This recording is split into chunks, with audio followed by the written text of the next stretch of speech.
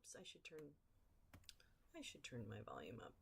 Please let me know. Good morning, Grandma of One. How are you? How are you? How are you? It's great to stay up late. How are you? I'm getting there. I think I'm gonna try and I want to resize this a little bit. Do. Oh, but that stretches it. I don't want to stretch it. I don't want to stretch it. Oops. Oh, well, that's kind of weird, huh? Okay, well, all right. Never mind. I won't do it.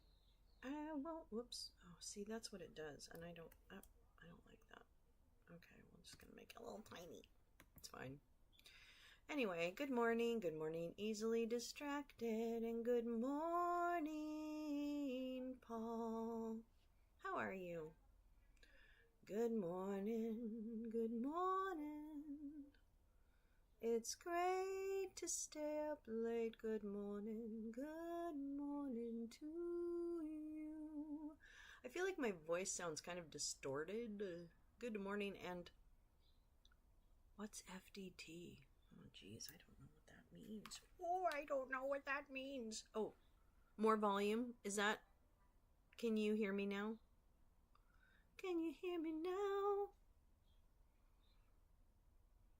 Oh, good. I'm glad, Grandma. Is it still too quiet?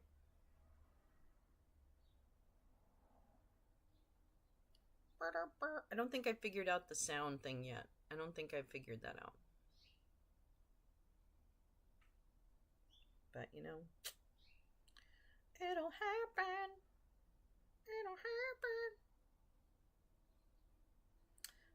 Oh, wait, I was gonna check on the thingamabobber and see what the thingy-bobber is. Thingamabobber. Oh, wait, I can hear let me hear what I sound like. Hold on.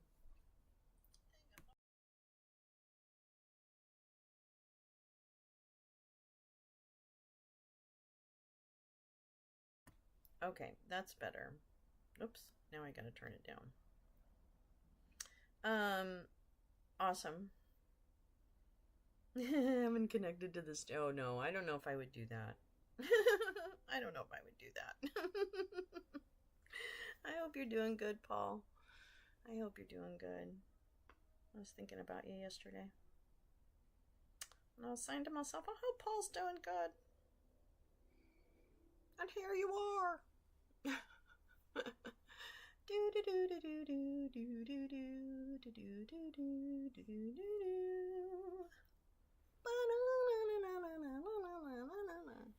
don't know why I think about that song all the time. Is that a song? I think it is a song.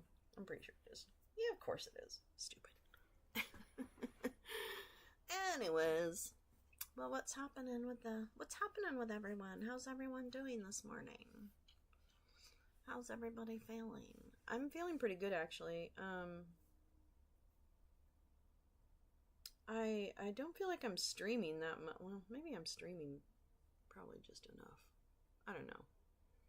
You know how it goes. It's okay. Yeah, I know, right? It's okay.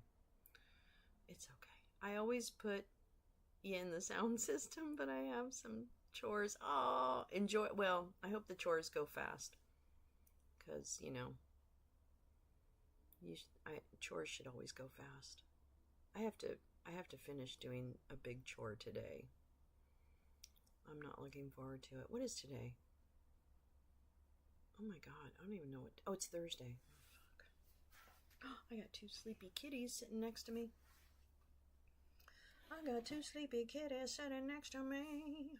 And they're gonna... Hey, guys, you're late again. Oh my god, hold on. Let me go. Jeez. Hi, Lee. Oh my gosh. Oh, girl. Lee and I, if anybody needs to just send bail money, care of Lee and Lolo in Hollywood, California. just be ready, okay, everybody? Be ready with the bail money, okay? Because Lee's coming to California, and yeah, okay, all right, good. Let me see. Let me check on the other Hootie Pops.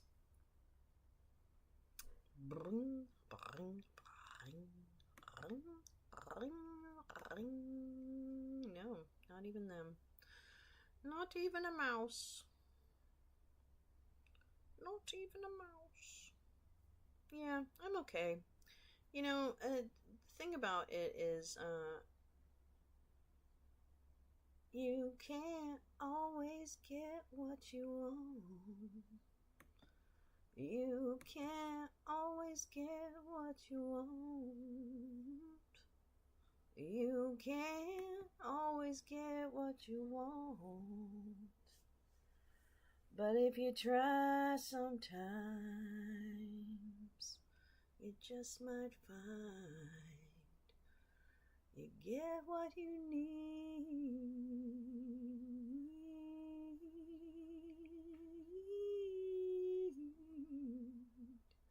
Cash App, come on in. Going back to Cali.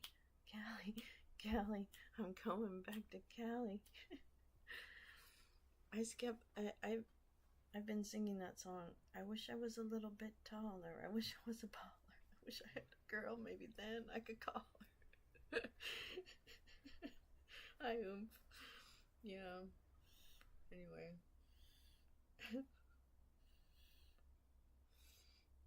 Oh my god. And then it turns out, folks, there are YouTubers that to me are unwatchable.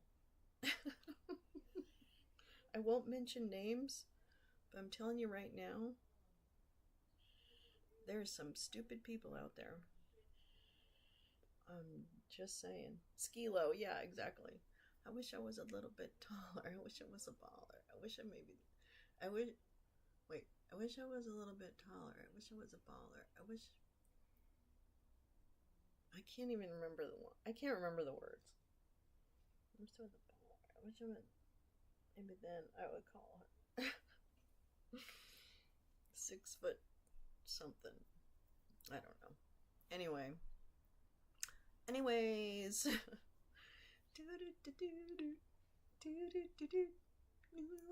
I'll be alright tonight. Oh, okay. It's about damn time. In a minute, I'm gonna need a man or woman. In a minute, I'm gonna need a sentimental man or woman to lift me up. I love that line, to say the least, right? Jesus.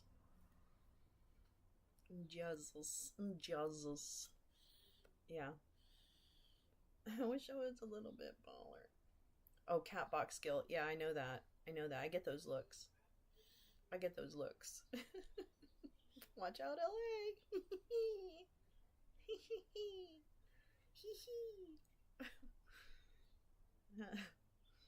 I wish I was a little bit taller. I wish I was a baller. I wish I met a girl. Maybe then I could call her. I don't think that's actually the line. I think I get it wrong every time. I think Bobo corrects me on that. Or it could be another song. I don't really know. Yeah, so come for the comedy. Stay for the... Wait. Stay for... What? No, I don't remember. And it's about damn time. In a minute, I'm gonna need a sentimental man or woman to lift me up. Oopsie. Oh, somebody's gaveling in. Shitty balls. What are we doing, everyone? Who's gaveling in? Is this people? Well, no, it's not this people, is it? Is this the one I'm showing? No, it's not the one I'm showing. Sorry. Forgive me. Forgive me. It's this one, I think, right? Yeah. Subcommittee will come to order without objection. The chair is authorized to declare recess at any time. We welcome everyone to today's hearing on the weaponization of the federal government. The chair now recognizes the gentleman from Kentucky, Mr. Massey. Do you guys hear an echo? Pledge of Allegiance. Shit. Oh, you know what? I think I can. Can I?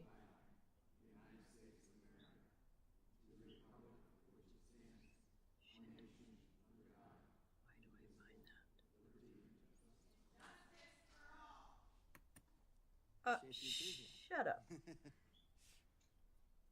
Is that fucking... Oh, are you kidding me? That was fucking Mickey, wasn't it? Then move into our witnesses. Okay, good. Chair now recognizes himself for an opening statement. Big government... Still more volume needed. Okay. ...was colluding with big tech to censor Americans. That's the first thing we learned. But now it's big government colluding with big banks and big business to spy on everything Americans buy, every place they go, everything they do. Big government wants your financial data because it's full of sensitive information about you. Our investigation started when an FBI whistleblower, George Hill, came forward and talked to the committee. Mr. Hill was supervisory intelligence analyst at the FBI up in the Boston field office, told the committee that the FBI got information from Bank of America. Specifically, it received a list of any customer who made purchases in the Washington, D.C. area January 5th through 7th, 2021. The whistleblower supervisor, special agent in charge of the Boston field office, Mr. Bonavolanta, corroborated Mr. Hill's testimony when he spoke to the committee. And so did Steve Jensen, the FBI's domestic terrorism operations section chief. But it wasn't just purchase data around a specific date that the FBI got from Bank of America. That was actually also overlaid with any firearm purchase at any time. And how did the FBI get this information? They asked for it. In fact, you can see on the display on the screen here the email that was sent. The FBI told Bank of America, to recap our morning call, we are prepared to action immediately the following threshold: customers confirmed as transacting business in Washington, D.C. between these specific dates. So if you're in Washington, D.C., visiting your kids, maybe visiting your aunt, or maybe just a friend, the FBI wanted to know about every single purchase you made. And if you're a gun owner, look out, you're going to the top of the list. For simply exercising your Second Amendment right, you're on the FBI's target list. And never forget, the federal government got this information without any process. No warrant, and frankly, no notification. The bank didn't tell the customer that we're handing this information over to the FBI, the most powerful law enforcement agency in the world. Now, these FBI agents, Mr. Hill, Mr. Bonavolanta, Mr. Jensen, they all said this was wrong and, in fact, sent the information back to FBI headquarters in D.C. So that's how our investigation began. But since then, and we continue to investigate, but since then, we've learned that the financial surveillance was broader and there was actually a specific objective. The federal government is building profiles on the American people. And the profile isn't based on criminal conduct, it's based on political beliefs. And if you got the wrong political beliefs, well, you're potentially a domestic violent extremist. Now, how are they actually doing this? What are the mechanics of this? There's this entity we've discovered called the Domestic Security Alliance Council, kind of Orwellian in sound and title, the DSAC. And this is an entity where the FBI, the Department of Homeland Security, works with 650 of the largest companies in the world. These companies have to do over $1 billion in revenue a year. They represent 2/3 of the gross domestic product of the United States economy. And they work through this controlled access portal. We'll put that on the screen here. What are they sharing in this secret portal? Well, we're not exactly sure because it's secret. But we do know that they share some information, share reports. And one of the reports we got, called a liaison information report, said this: any American who opposes firearm legislation, the easing of immigration restrictions, and COVID mandates is someone banks should be watching because, again, they might be an extremist. Now stop and think about that for a second. In other words, if you're against gun registration, you're for a secured border, you oppose lockdowns and vaccine mandates, you're a domestic violent extremist, according to the FBI, and the government should get your data, should get your financial data. It actually gets worse. The federal government and banks also use what they call merchant category codes to flag Americans that shop at places like Bass Pro Shop and Cabela's. They flagged Americans who bought religious text. We can show you that one too. Because everybody knows if you want a secure border and you oppose COVID lockdowns, then you probably shop at Bass Pro Shops and you read your Bible, and of course all that makes you an extremist. Literally, that is the logic that you see displayed from the information we've been able to gather thus far in our investigation. No, we don't think they read. Now remember, these are also the same folks who just a couple years ago told us if you're a parent showing up at a school board meeting, you're a terrorist. If you're a pro-life Catholic, you're an extremist. Now, of course, if you oppose lockdowns, vaccine mandates, want a secure border, don't want gun registration, you're in that category as well. This is scary where things are headed. We've seen the censorship. Now we see what's happening with big banks and big government relative to your financial data. Again, all this being done with no process, no warrant, no notification to the customer that the banks are actually supposed to serve.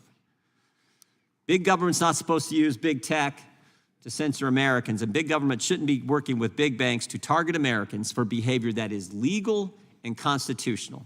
And that's the concern. That's why we're having this hearing. We'll get to our guest here in a second. But with that, I would yield to the ranking member for an opening statement before we get to our witnesses.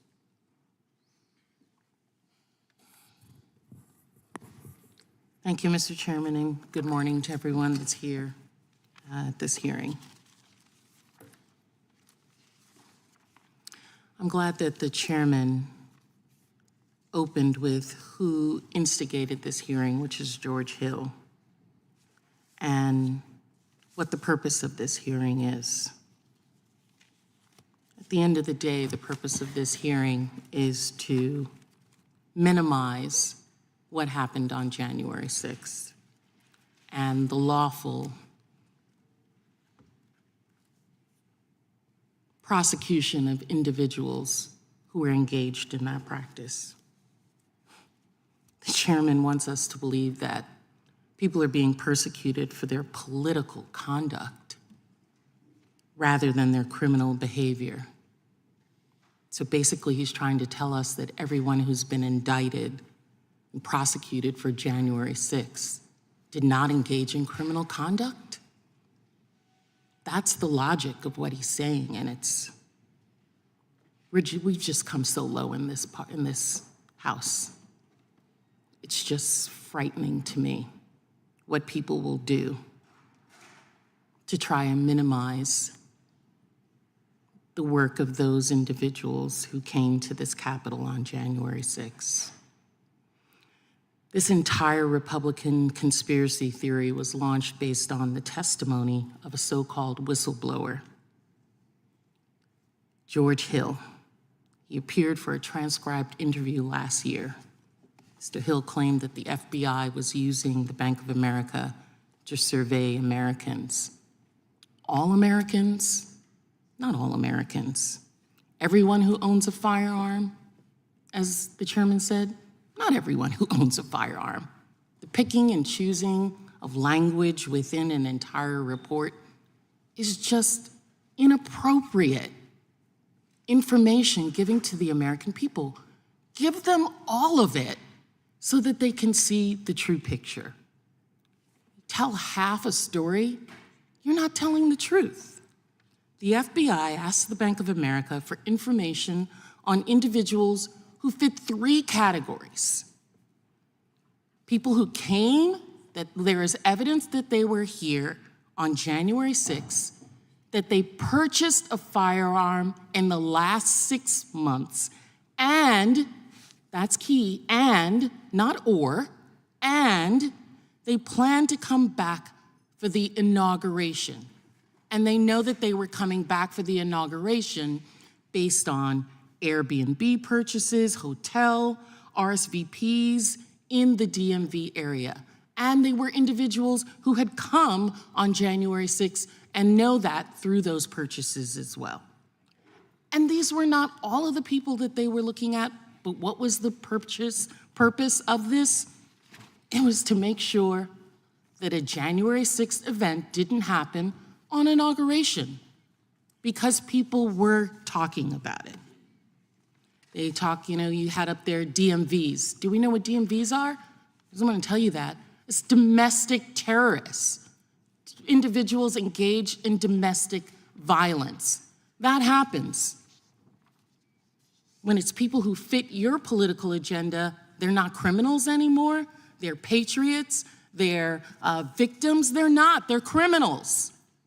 And a jury of their peers found that when so many of them have been prosecuted in our court of law. Not by brown shirts, not by Nancy Pelosi, not by Biden's Justice Department, by a jury of their peers. And it's surprising that we don't have George Hill here today, because in the same way that their star witness on their impeachment, Alexander Smirnov, remember him, who was their key witness in the Hunter Biden impeachment probe, until we found out that everything he said was made up and he actually got his information from Russia. We don't know what's going to happen with George Hill, but we can pretty well guess based on the track record. I want to thank our witnesses for being here. We don't always agree on things that witnesses say, but we thank them for their willingness to come and give their thoughts and be questioned by members of Congress here and of this hearing. I particularly want to thank Mr. Fanon for being here with us today. I want to thank him publicly for his bravery and his willingness in sharing his traumatic, harrowing experience so publicly, so that we can understand and so that there can be truth juxtaposed to falsehoods. I'm sorry for you and all the men and women who fought on the front lines, just steps away from this room that we're in today, to protect all of us in this building, from staff, from the architects of the Capitol, to members of Congress, to the young people who were here. My experience here today is nothing compared to what those officers went through. And Mr. Fanon, while those of us on the dais were being protected in insecure locations, some of us fearing for our lives, many of us on both sides of the aisle fearing for their life on that day that they've quickly forgotten about after visits to Mar-a-Lago, I want to thank you, because you saw it all, because you were out there. You didn't hide, you ran towards danger. You went out to meet the mob. You and your brothers and sisters in blue went out and did that. And I wanted to share just a reminder of what really occurred on that day.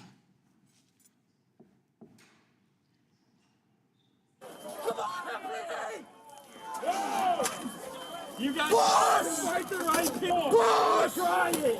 I got you, Mike. That's my hand. You're good.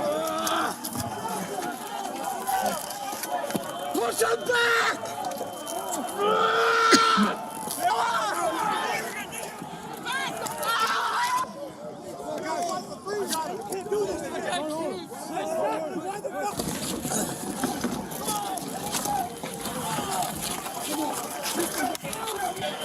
We need a medic! We need EMTs now! Mike, stay in there, buddy. Mike, it's Jimmy. I'm here. Mike. That's a battle scene. That's what that is. That's a battle scene. That is not political discord. That's criminal behavior. That's what that is. And while Capitol police officers were slipping in blood on the ground as they fought their fellow officers' fight in that insurrection, those of us who were in the Capitol, those members of Congress and staff, were seeking shelter. And unfortunately, Mr. Fanon, you have met the times that we are in. You have given up your safety to secure truth. Unfortunately, many of my colleagues on the other side know the truth, but they're still seeking shelter from Donald Trump's hordes. They're still seeking shelter from the truth. They want to protect not just themselves, but their political careers, their jobs. They're hiding behind lies for that. We know what happened, not just by those videos and footage, but the nearly 1,000 convictions obtained against those rioters across an array of jurisdictions. Conviction from career prosecutors, not political hacks, with juries of the defendant's peers, everyday Americans who saw the evidence. Evidence that has been obtained by prosecutors and investigators have worked to hold these violent individuals accountable for their horrendous deeds. So, I got a lot of else that I could have talked about, but I guess we'll get to it. Gentlelady yields back. Without objection, all of their opening statements will be included in the record. We now introduce today's witnesses. Dr. Jordan Peterson is a psychologist, author, and professor emeritus at the University of Toronto. He previously taught at Harvard University and McGill University. He has published more than 100 scientific papers, hosts a popular podcast, hosts public lectures across the United States, Canada, Australia, and Europe, and offers online programs to help consumers better understand their personalities and themselves. Dr. Peterson has been targeted for his views on the importance of free speech and traditional values, and has warned of the dangers of debanking political opponents, as he has seen in Canada. Mr. Brian Knight is Director of Innovation and Governance at the Senior Research Fellow at the Mercatus Center. He has research published widely on financial regulation, including the creation of pro-innovation regulatory environments, the role of regulation for credit markets and consumer protection, and the sharing of data between financial institutions, their regulators, and other federal entities. Mr. Jeremy Tedesco serves as Senior Counsel at and the Senior Vice President of Corporate Engagement at the Alliance Defending Freedom. In these roles, he works to advance free speech, religious freedom, and human dignity in companies. He also works to prevent political and religious debanking at major financial institutions. I actually believe the Alliance for Defending Freedom is one of the entities targeted by the government in some of this correspondence, so we appreciate you being here as well. Mr. Norbert Michael is Vice President and Director of the Center for Monetary and Financial Alternatives at the Cato Institute. He has researched and published on issues pertaining to financial markets and monetary policy, including the Bank Secrecy Act, important piece of legislation that needs change. And particularly, he has advocated for reforms that advance individuals' rights against government overreach and protecting personal financial privacy. Mr. Michael Fanone is a law enforcement analyst, security consultant, and firearms instructor. He previously served for 20 years as a police officer with the D.C. Metropolitan Police Department. We welcome our witnesses and thank them for appearing today. We'll begin by swearing you in. Would you please rise and raise your right hand?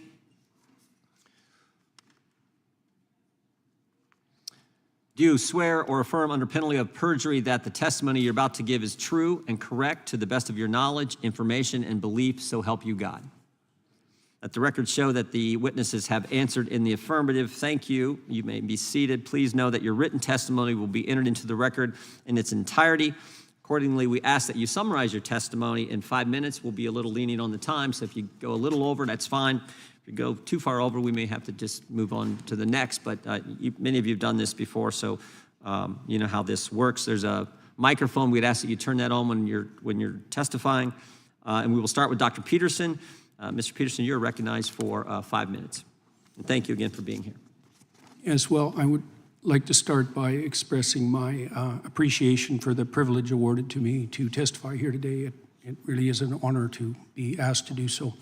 I'm not here to talk about January 6th or about any particular threat, insurrection, or protest, political or ideological, real or imaginary. I'm here to talk about the already extant and expanding collusion of government and corporation in restricting the individual freedom and autonomy upon which the productive, generous, and stable psyche, economy, and state are themselves necessarily founded.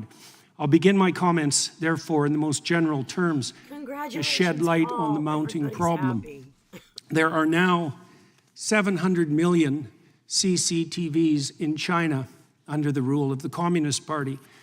The system to which those electronic eyes are attached is the most complete state apparatus of surveillance yet imagined, with the ability not only to recognize faces at a distance, but gait itself when facial features are hidden or obscured.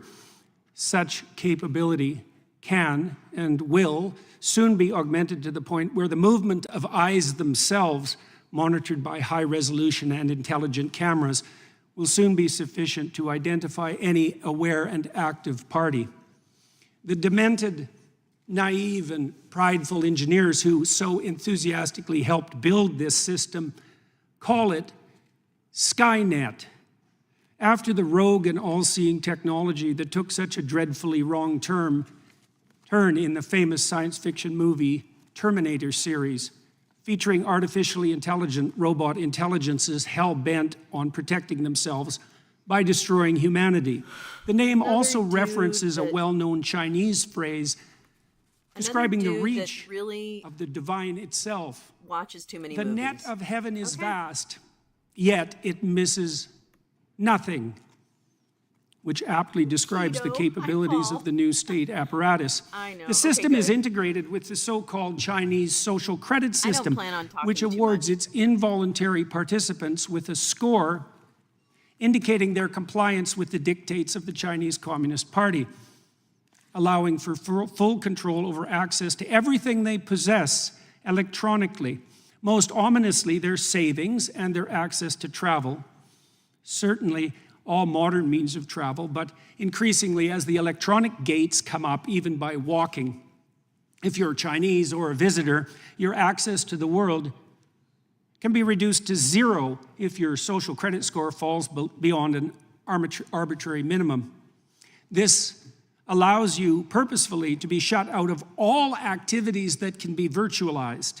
And in a rapidly virtualizing world, this increasingly means all activities: driving, shopping, working, eating, finding shelter, even fraternizing with friends and family.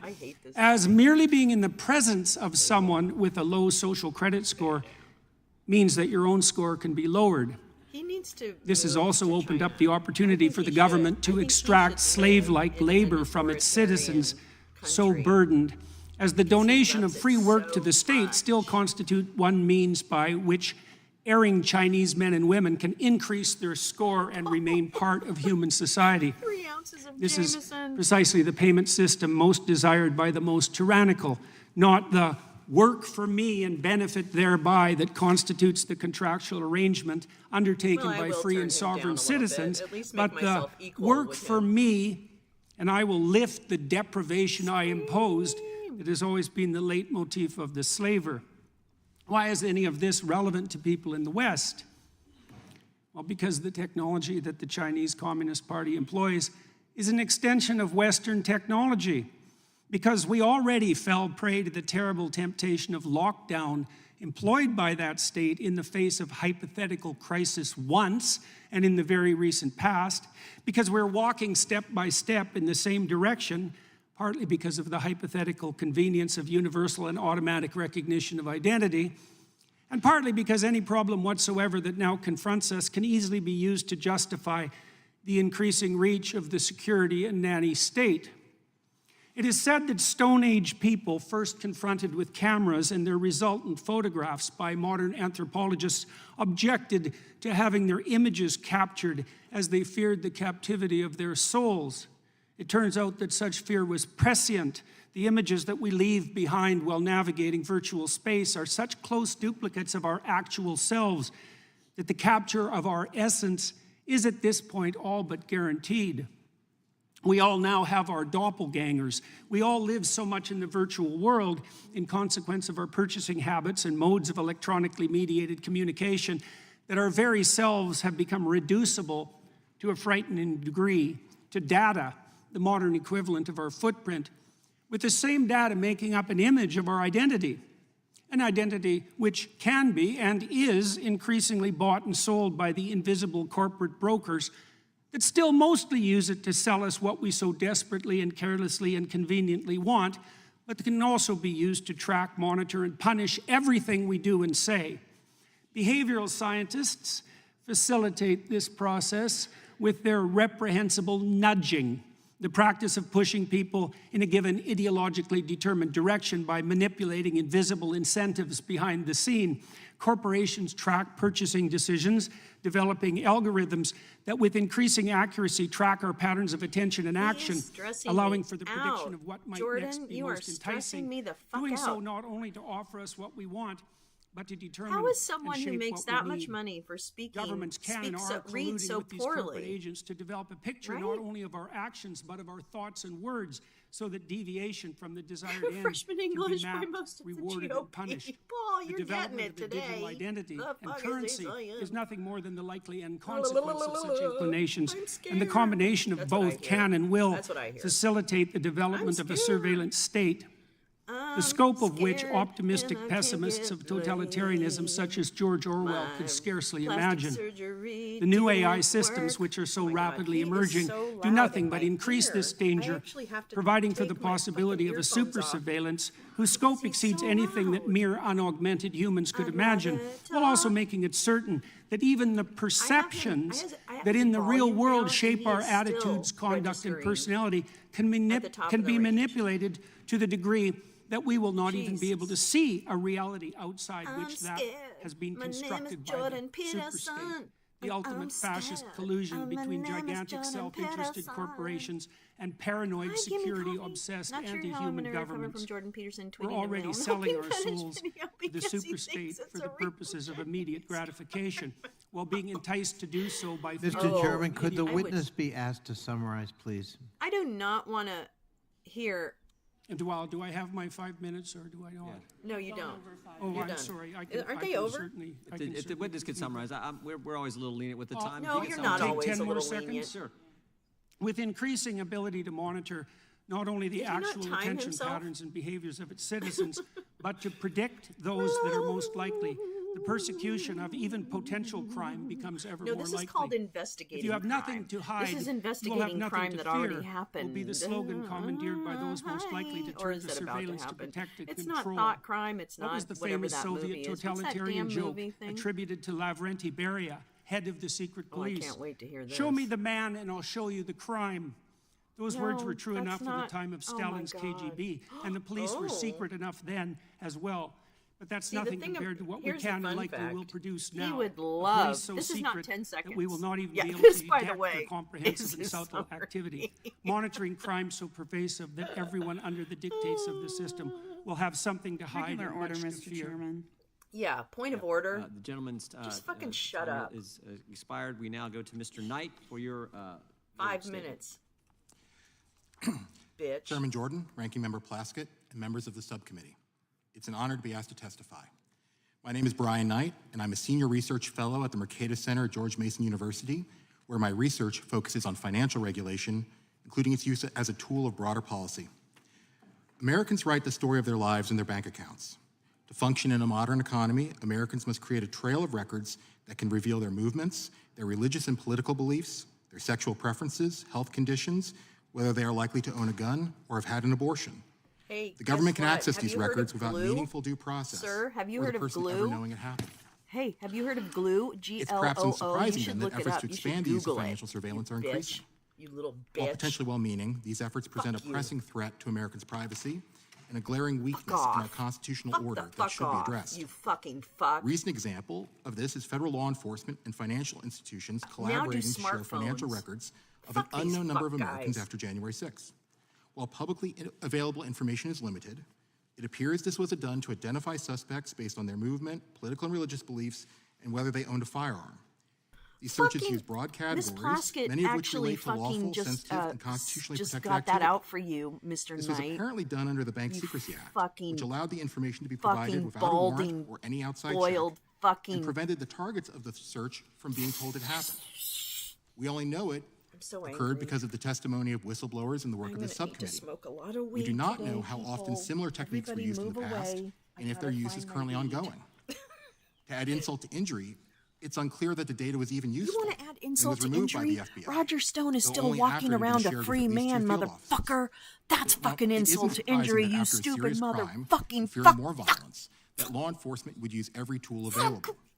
However, the way this appears to have happened is emblematic of the serious defects in our protection of Americans' privacy enabled by financial surveillance. Sadly, this isn't the only recent example of the expansive use of financial surveillance. I'm beginning to think this There are country currently might not efforts to distort the deserve financial system fucking to turn it into democracy, a tool okay? to track I'm constitutionally really protected fucking beginning to behavior, think this. including firearms purchases. I'm fucking beginning Advocates to of think this that approach argue because it will of help the prevent fucking violence, especially mass shootings. idiocracy that we have To become. be sure, this is a noble aspiration. However, it is unlikely the effort will accomplish its goal I just scared my while cat. imposing significant costs to privacy, trust, and the ability of our anti-money laundering system to fulfill its legitimate ends, as well as encouraging a broader escalation of surveillance. As discussed in more detail in my written testimony, our problem is that our financial system provides a convenient, almost one-stop shop where, without the constitutional protections that apply to similar information elsewhere. Wait It's the too fuck easy till for you the hear what government Peter to obtain a Thiel's doing, you comprehensive motherfucking and stupid retrospective, fucking son of though a not bitch. perfect picture of a person's life. I without want to due talk process. to these people. I want to further have a problem is that the Bank Secrecy conversation Act with is people opaque like by this design. and say, what in the fuck? Banks are prohibited from alerting the target of a report. This prevents most citizens whose information is shared from challenging the law in court. Oh, it also removing one of the prevents them core from means we use to moving check shit government around excesses. so that they can't be Congress investigated. has also been kept in the dark about the effectiveness of the BSA, despite requiring reports revealing the system's effectiveness be provided by law. In fact, the bank apparently even refused to share information with the subcommittee based on the Bank Secrecy Act's confidentiality requirements.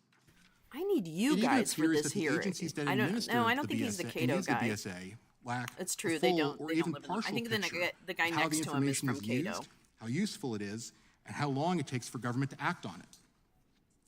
We have these problems due to a combination of technology, bad law, and bad Supreme Court precedent, the latter of which thankfully may be finally coming under question, but we cannot and should not rely on the court. As discussed further in my written can't have a testimony, combo. I Congress know, should you're right, reform our Bert. It's financial so surveillance dumb. system, I know. I especially need the Bank peop- Secrecy Act, come and- well, to restore yeah, proper no, you're protection right. for It was Americans' dumb. privacy. Importantly, and I want to Stupid, emphasize this, stupid. this does not mean that law enforcement could not access the information. Really? What Rather, does it means that the access would be done pursuant to due process. Oh, really? To be clear, I'm not here to impugn anyone's motives, Really? Aren't but you? good intentions I can think pave you the are, road you to hell. stupid fat And fuck. our history is unfortunately replete with times when, motivated by real threats, Fuck you, we have fuck you, violated the fuck rights you. of Americans, You're a real threat. often You're without a threat benefit, to democracy. and to our later regret. Done. We should Where's learn that from those treason mistakes thing? Where's and that get off treason? the path I fear we're currently taking, which will provide us with neither mad. liberty nor security. This is Thank making you. me a mad person. Thank you, Mr. Knight. Mr. Thank you, Tedesco, Mr. you are Knight. recognized for your opening statement. I think this is Cato. Chairman Jordan, Ranking Member Plaskett, and distinguished He members of the definitely Select is Cato. Subcommittee, good morning. It's an honor to be here. My name is Jeremy Tedesco, and I serve as Senior Counsel and Senior Vice President of Corporate Engagement for Alliance Defending Freedom. Yesterday, this subcommittee released documents that show that the U.S. Same Treasury difference. Department's Financial Crimes Enforcement Network colluded with big banks to monitor their customers to identify domestic threats, and shared a list of so-called hate groups published by the hyper-partisan Institute for Strategic Dialogue to help them do so. You're right, Lee. Echoing the They're kind of discredited and like, morally bankrupt they're Southern like, Poverty Law Center, working with the McKinsey ISD or something, list right? includes Any, like, ADF, where I Deloitte work, or as well as something. other Alliance mainstream Defending religious and Freedom. Thanks, conservative Paul. organizations like Family Research Council, Liberty Council, I mean, Pacific I'm Justice sorry. Institute, and Ruth The Institute. three conditions that Simply had put, to be the met federal for these government records appears to to be have swept looked up at Christian and conservative seem reasonable. organizations I in mean, its it kind of domestic seems terrorist reasonable. dragnet. Of The course, I Orwellian don't surveillance of want, I American want due citizens process has for no everyone. place in a free society. But I think Neither does the there's federal government's I weaponization of the think- financial I industry don't know. against peaceable I look religious and forward to the conservative hearing. groups. Yes, that's it. Our story is just one of many, ADF is demonstrating the massively increased oh no, yeah, definitely. I rise know they're and dangerous. threat I'm just of saying it's not viewpoint-based Cato. debanking. In 2023, Bank of America closed the long-standing bank account of Indigenous Advance Ministries, a Christian nonprofit that helps impoverished widows and children in Uganda. The bank also closed the account of a local Tennessee church that donates to that ministry. The bank claimed it no longer wanted to serve their business type, and that Indigenous Advance exceeded the bank's risk tolerance. The bank's abrupt decision created a logistical nightmare for Indigenous Advance and inflicted real harm on the populations they serve. The list goes on. JP Morgan World Chase Congress debanked of the Arkansas Families. Family Council There for they being are high risk again. and never provided a credible reason for canceling the account of former U.S. Senator Samuel Brownback's organization, the National Committee for Religious Freedom. And Wells Fargo denied payment processing to the pro-life group, the Ruth Institute, because it was a hate group. These debanking stories and many more highlight the systemic risk of political and religious bias that pervades the financial industry, particularly at the largest banks and payment processors.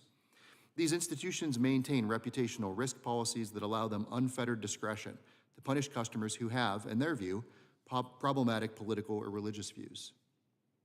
Many also have prohibitions on hate speech and intolerance that require the institution to make subjective and value-based judgments on a customer's viewpoint. Both types of policies are vague and ambiguous, sweep in broad swaths of content, chill constitutionally protected speech, and erode economic freedom. Worse, government regulators can all too easily wield their outsized power over financial institutions to pressure them to leverage reputational risk policies, hate speech policies, and similarly vague language against disfavored views, all with virtually no public accountability. Financial institutions, in turn, can hide behind that same shield to discriminate without ever explaining it to the customer, regardless of whether the action was prompted by government pressure.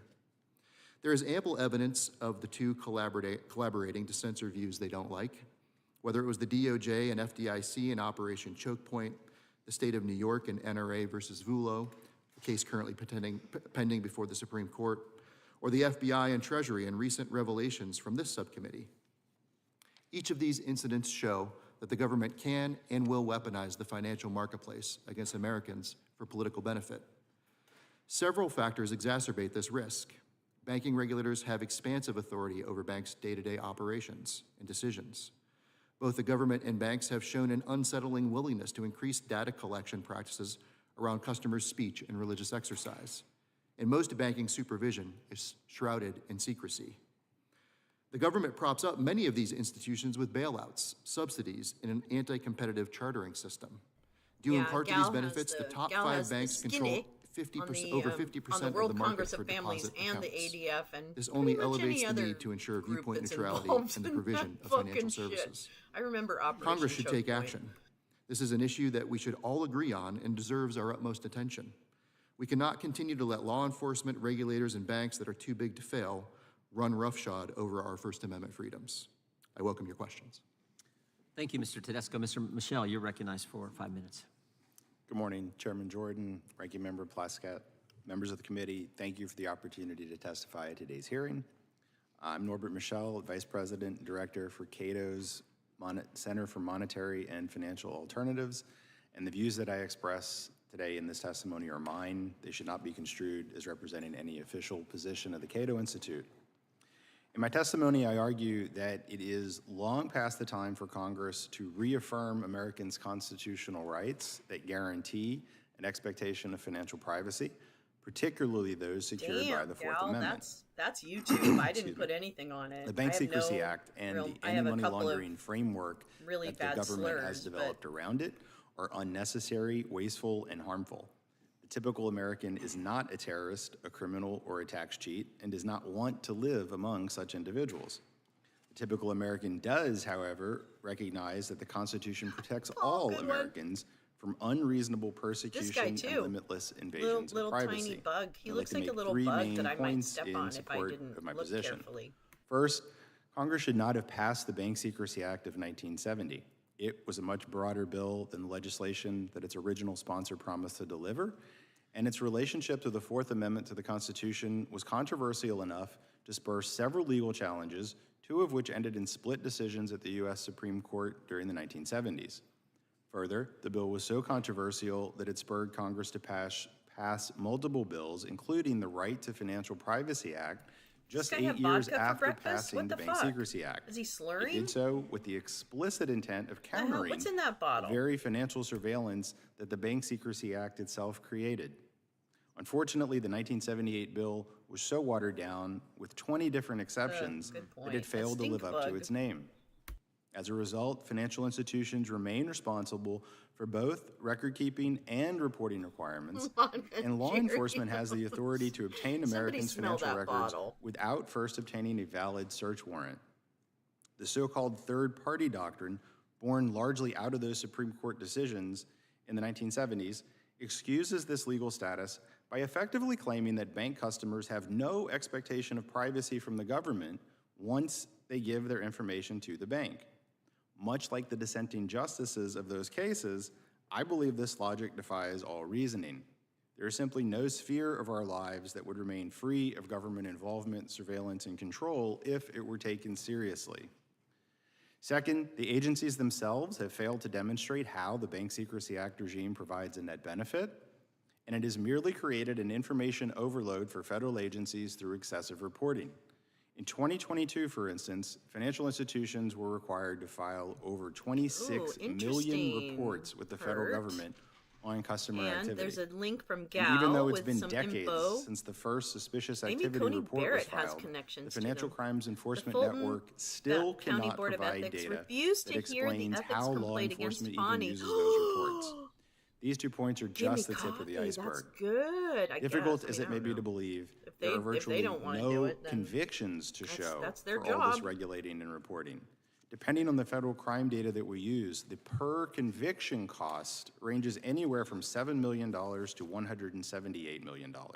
And those figures do not include any implicit cost of violating citizens' right to financial privacy, banks' decisions to terminate or limit customers' accounts, or banks' refusal to provide financial services to certain customers. Finally, personal and financial privacy are pillars of life in a free society. The American system of government was designed, with good reason, to ensure that individuals do enjoy a private sphere free of government involvement, surveillance, and control. Unless there is a reasonable suspicion that someone has committed a crime or conspired to commit a crime, people should generally be free to live their lives unmolested and unsurveilled by the government. That is literally why the Fourth Amendment to the Constitution protects Americans from unreasonable searches and seizures. And Americans' financial records should not be an exception to that rule. It is, of course, healthy to debate what private companies should be allowed to do with the data they collect from customers. But no American should confuse that debate with why we have the Fourth Amendment. The Fourth Amendment protects us from unwarranted government persecution. And that is why Congress should amend the Bank Secrecy Act and restore Americans' Fourth Amendment rights. Thank you. I welcome any questions. Oh, that makes sense. Thank you, Mr. Yeah, Michelle. give me coffee. We now go I to Mr. recall Fennell that for being 5 brought minutes. up. There's a bunch of words that are not. Mr. Chairman and members of the committee, thank you for inviting me here today to answer questions regarding the events that occurred at the United States Capitol on January 6, 2021. I would like to tell you that I've forgotten some of the events of that day, or that my recollection is not as clear as it once was. But that would not be the truth. The events of January 6th are as vivid to me now as when they occurred over 3 years ago. While the physical scars of that day have healed, the emotional scars remain. We are a government of laws, not of men. I spent nearly 2 decades as a law enforcement officer trying to enforce the law. My career began in the United States Capitol as a Capitol Police officer and ended when called upon as a Metropolitan Police officer to protect the Capitol against a mob of people. While much of my career involved dangerous encounters with violent criminals, that experience was unlike anything I had experienced. I'm here to tell you what happened to me on that day and what I saw and heard happening to fellow officers. As for me, I was violently grabbed, restrained, beaten, tased, all while being called a traitor to my country. I was at risk of being stripped of and killed with my own firearm as I heard chants of kill him with his own gun. My body camera video captured the violence of the crowd directed towards me during those very brutal moments. The portions of the video I have seen remain extremely painful for me to watch, but doing so is crucial to fully understand what really happened that day and the extent of the violence.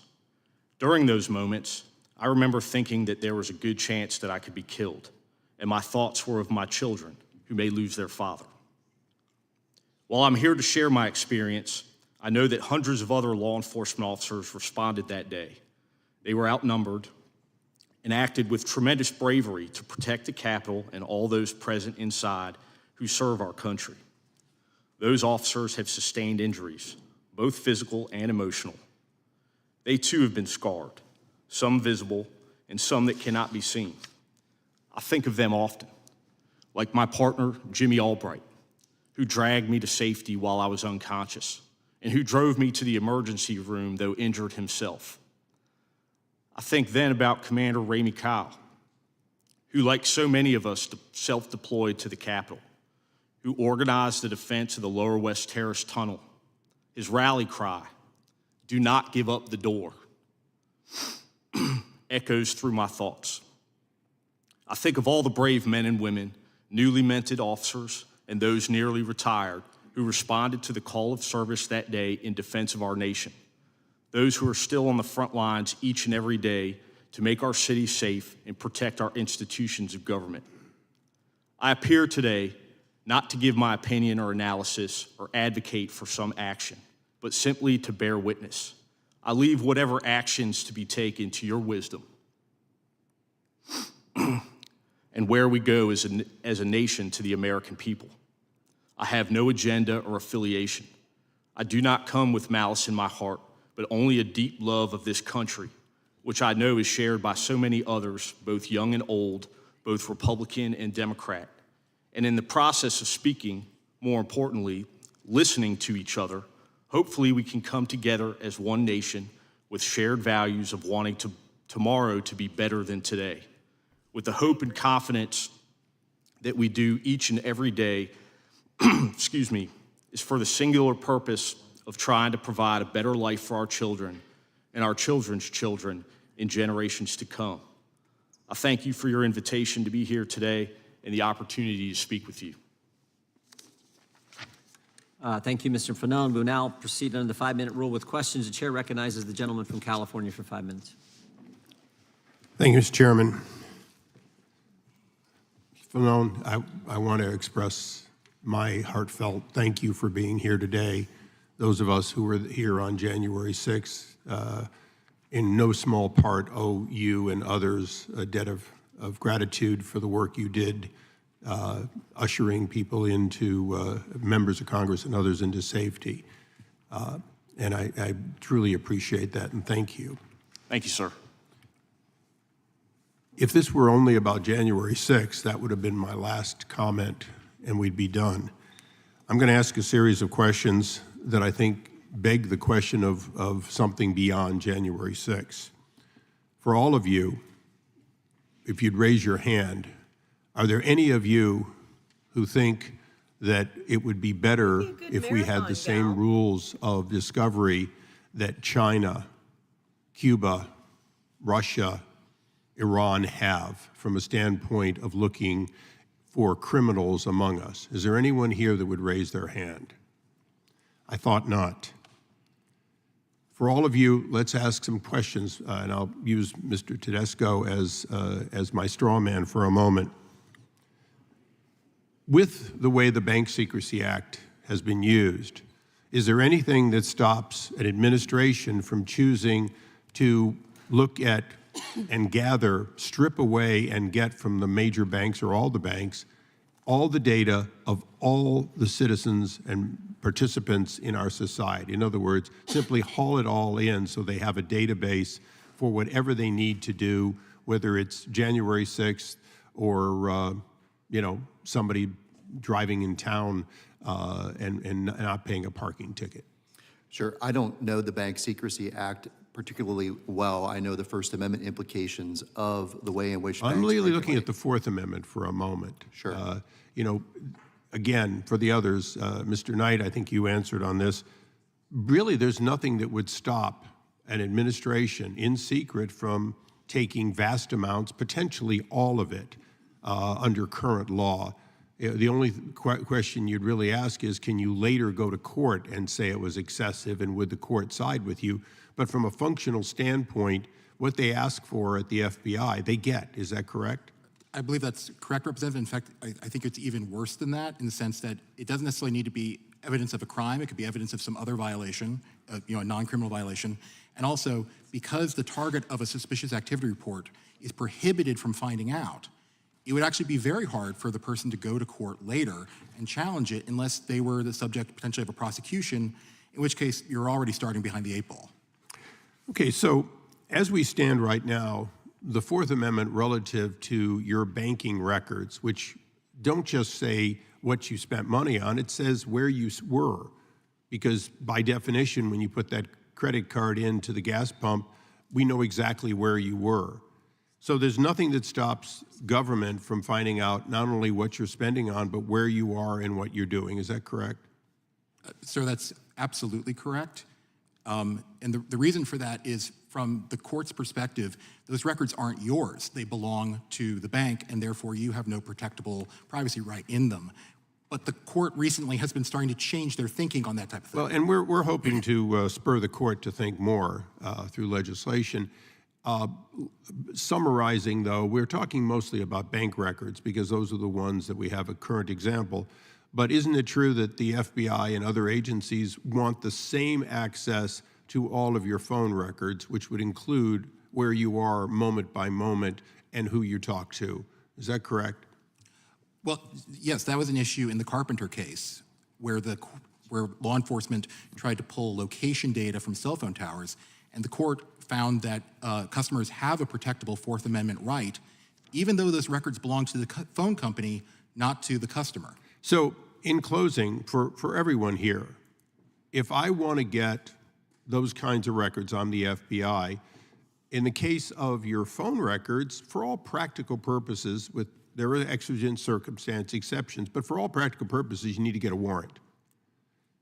You don't need it for bank records, but isn't it true that those records very often provide the same information and thus are equally invasive into not just your First Amendment, but your Fourth Amendment reasonable expectation for privacy and the keeping of your files and personal effects? I would argue they're potentially more sensitive and can provide more accurate information than cell phone towers. Well, I, for one, would close by saying that I don't see a problem getting warrants. I don't see a problem getting judges, and this committee has a significant role with FISA and other cases like that. The question is, will we amend law so that no matter where the data is being grabbed by the government, it's being grabbed pursuant to a reasonable expectation that you have a reason to get it and a judge who agrees. Mr. Chairman, thank you for holding this hearing, and I yield back. Gentleman yields back. The chair recognizes the gentleman from Massachusetts. Thank you, Mr. Chairman. Thank you, Mr. Chairman. I want to thank the witnesses for their willingness to testify before the committee. As evidenced by today's hearing, the singular mission of this so-called subcommittee on weaponization and the House Republican leadership appears to be the proliferation, or ironically, the weaponization of false narratives for political purposes. Combined with the rudderless efforts to develop evidence for the impeachment of President Biden, these proceedings have become increasingly bizarre at every turn. You know, once upon a time, we were told that the key to all of this was the Hunter Biden laptop. That was the smoking gun that would solve all of this. Until then, it wasn't.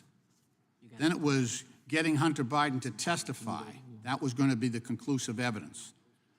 Until at one point he had the courage to walk into a hearing, sit in the front row, and then all of a sudden Republicans rejected his offer to testify publicly and instead voted to hold him in contempt. Then it was going to be the testimony of the Republicans' top legal expert witnesses who were going to appear before Congress and offer evidence against President Biden and lay out the legal theory to justify articles of impeachment.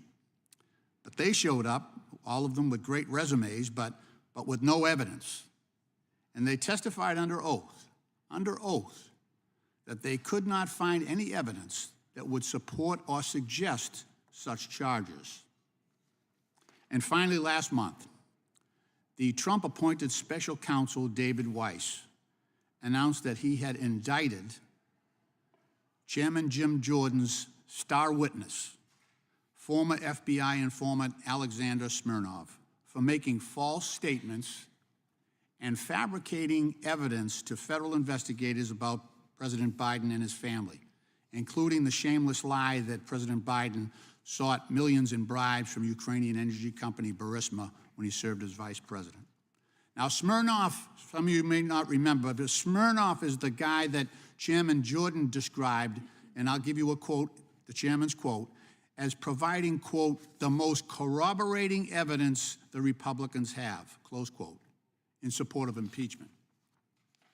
So given that Smirnov is being charged by the Republican Trump-appointed special counsel for lying and fabricating evidence, and the pathetic show that the Republicans have put on so far, that assessment is probably correct. He's probably the best they've got. Now the chairman of this subcommittee is determined to obscure the facts surrounding January 6th. Today's hearing appears to be based on the false narrative that conservative Americans and even Bible purchasers are the targets of pervasive and baseless financial surveillance by the federal government. It also follows statements made by several House members downplaying the attacks that Officer Fanon has described at the U.S. Capitol complex as, quote, acts of vandalism, close quote, and a normal tourist visit. That could not be further from the truth. As reported by the Bipartisan Select Committee on January 6th in its final report, our nation endured an insurrection that specifically sought to violently block congressional certification of the 2020 presidential election.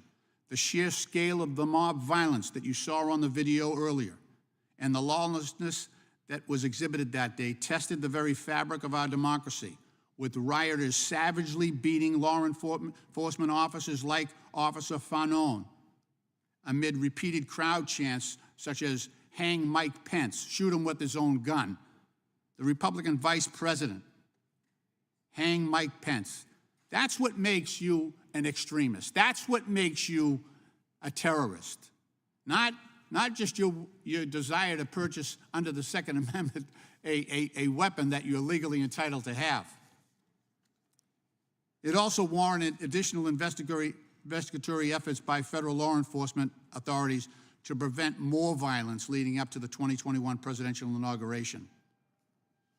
Officer Fanon, as a former Metropolitan Police officer, could you please tell us how the promulgation of false narratives, like this was just a tourist visit or simple vandalism, how that distorted description affects your ability to do your job? Thank you for the question. Well, essentially, the distortions, mischaracterizations, and lies about January 6th resulted in, or at least partially played a role in me leaving my job as a Metropolitan Police officer. They have inspired fellow Americans to threaten me, threaten members of my family, simply because of the statements that I've made about my experience, both on January 6, 2021, and in the aftermath. Well, thank you very much. My time has expired. Mr. Chairman, I have a unanimous consent request. I would thank you for your service. Gentleman yields back. Unanimous consent request, Mr. Chairman. Gentlelady may state her request. Mr. Chairman, I ask unanimous consent to enter into the record a January 7th, 2021 email from the FBI to financial institutions requesting information about Edward Florea because he, quote, claimed to be armed and intending to travel to D.C. to unleash, quote, some violence. I also ask unanimous consent to enter into the record a press release from the Eastern District of New York announcing Edward Florea's sentencing for making threats to kill elected officials like Senator Raphael Warnock, entitled, quote, Queens man sentenced to 33 months in prison for posting threats to kill a member of Congress and illegally possessing ammunition, unquote. Without objection. Thank you. Gentleman from Florida is recognized for 5 minutes. Thank you, Mr. Chairman. It's just sitting up here listening to y'all's testimony. It's just absolutely insane, the level of the deep state acting to go after January 6ers. pro-life groups, pro-gun groups that you, Mr. Tedesco, taught, the Arkansas pro-life group that now they can't even bank at the bank that they were banking at because That's a of banking their political decision. beliefs. That's a bank's decision. The information We that the don't run chairman put up banks. about people purchasing religious texts and firearms, all without a warrant. I mean, you know, you go to law school and they teach you constitutional law and the Fourth Amendment and all these things that have to happen in order for the government to get information about you or to search your information. And all of this is happening without even the person knowing that it's going on, without a warrant, without an ability to even to defend themselves. In the aftermath of the 2020 presidential election, the Financial Crimes Enforcement Network, FinCEN, at the U.S. Department of Treasury told major banks to be on the lookout for customers using credit and debit cards for the purchase of legal firearms. As a gun owner and a strong proponent of our Second Amendment rights, it's appalling that a federal agency would ask private companies to spy on their customers conducting perfectly legal business transactions. It's not like there's a suspicion of criminality going on. These are just typical purchases of firearms. FinCEN also passed along a report to several large banks titled Bankrolling Bigotry, an overview of the online funding strategies of American hate groups. Included among those supposed hate groups is the Alliance Defending Freedom, which is represented before us today by Mr. Tedesco. I found this characterization curious because the ADF that I know is anything but a hate group. ADF defends Americans' God-given right to religious liberty in courts around this country. But it seems the Biden administration views advocacy for religious liberty as hate these days. That says far more about the administration than it does about ADF. President Obama once infamously remarked that many conservative Americans cling to guns or religion, and given FinCEN's actions, it seems that President Biden's administration shares the same hostility for millions of Americans like me who proudly cling to our First and Second Amendment rights. Mr. Tedesco, what's your reaction to your organization being identified as a hate group in a report shared by a government agency?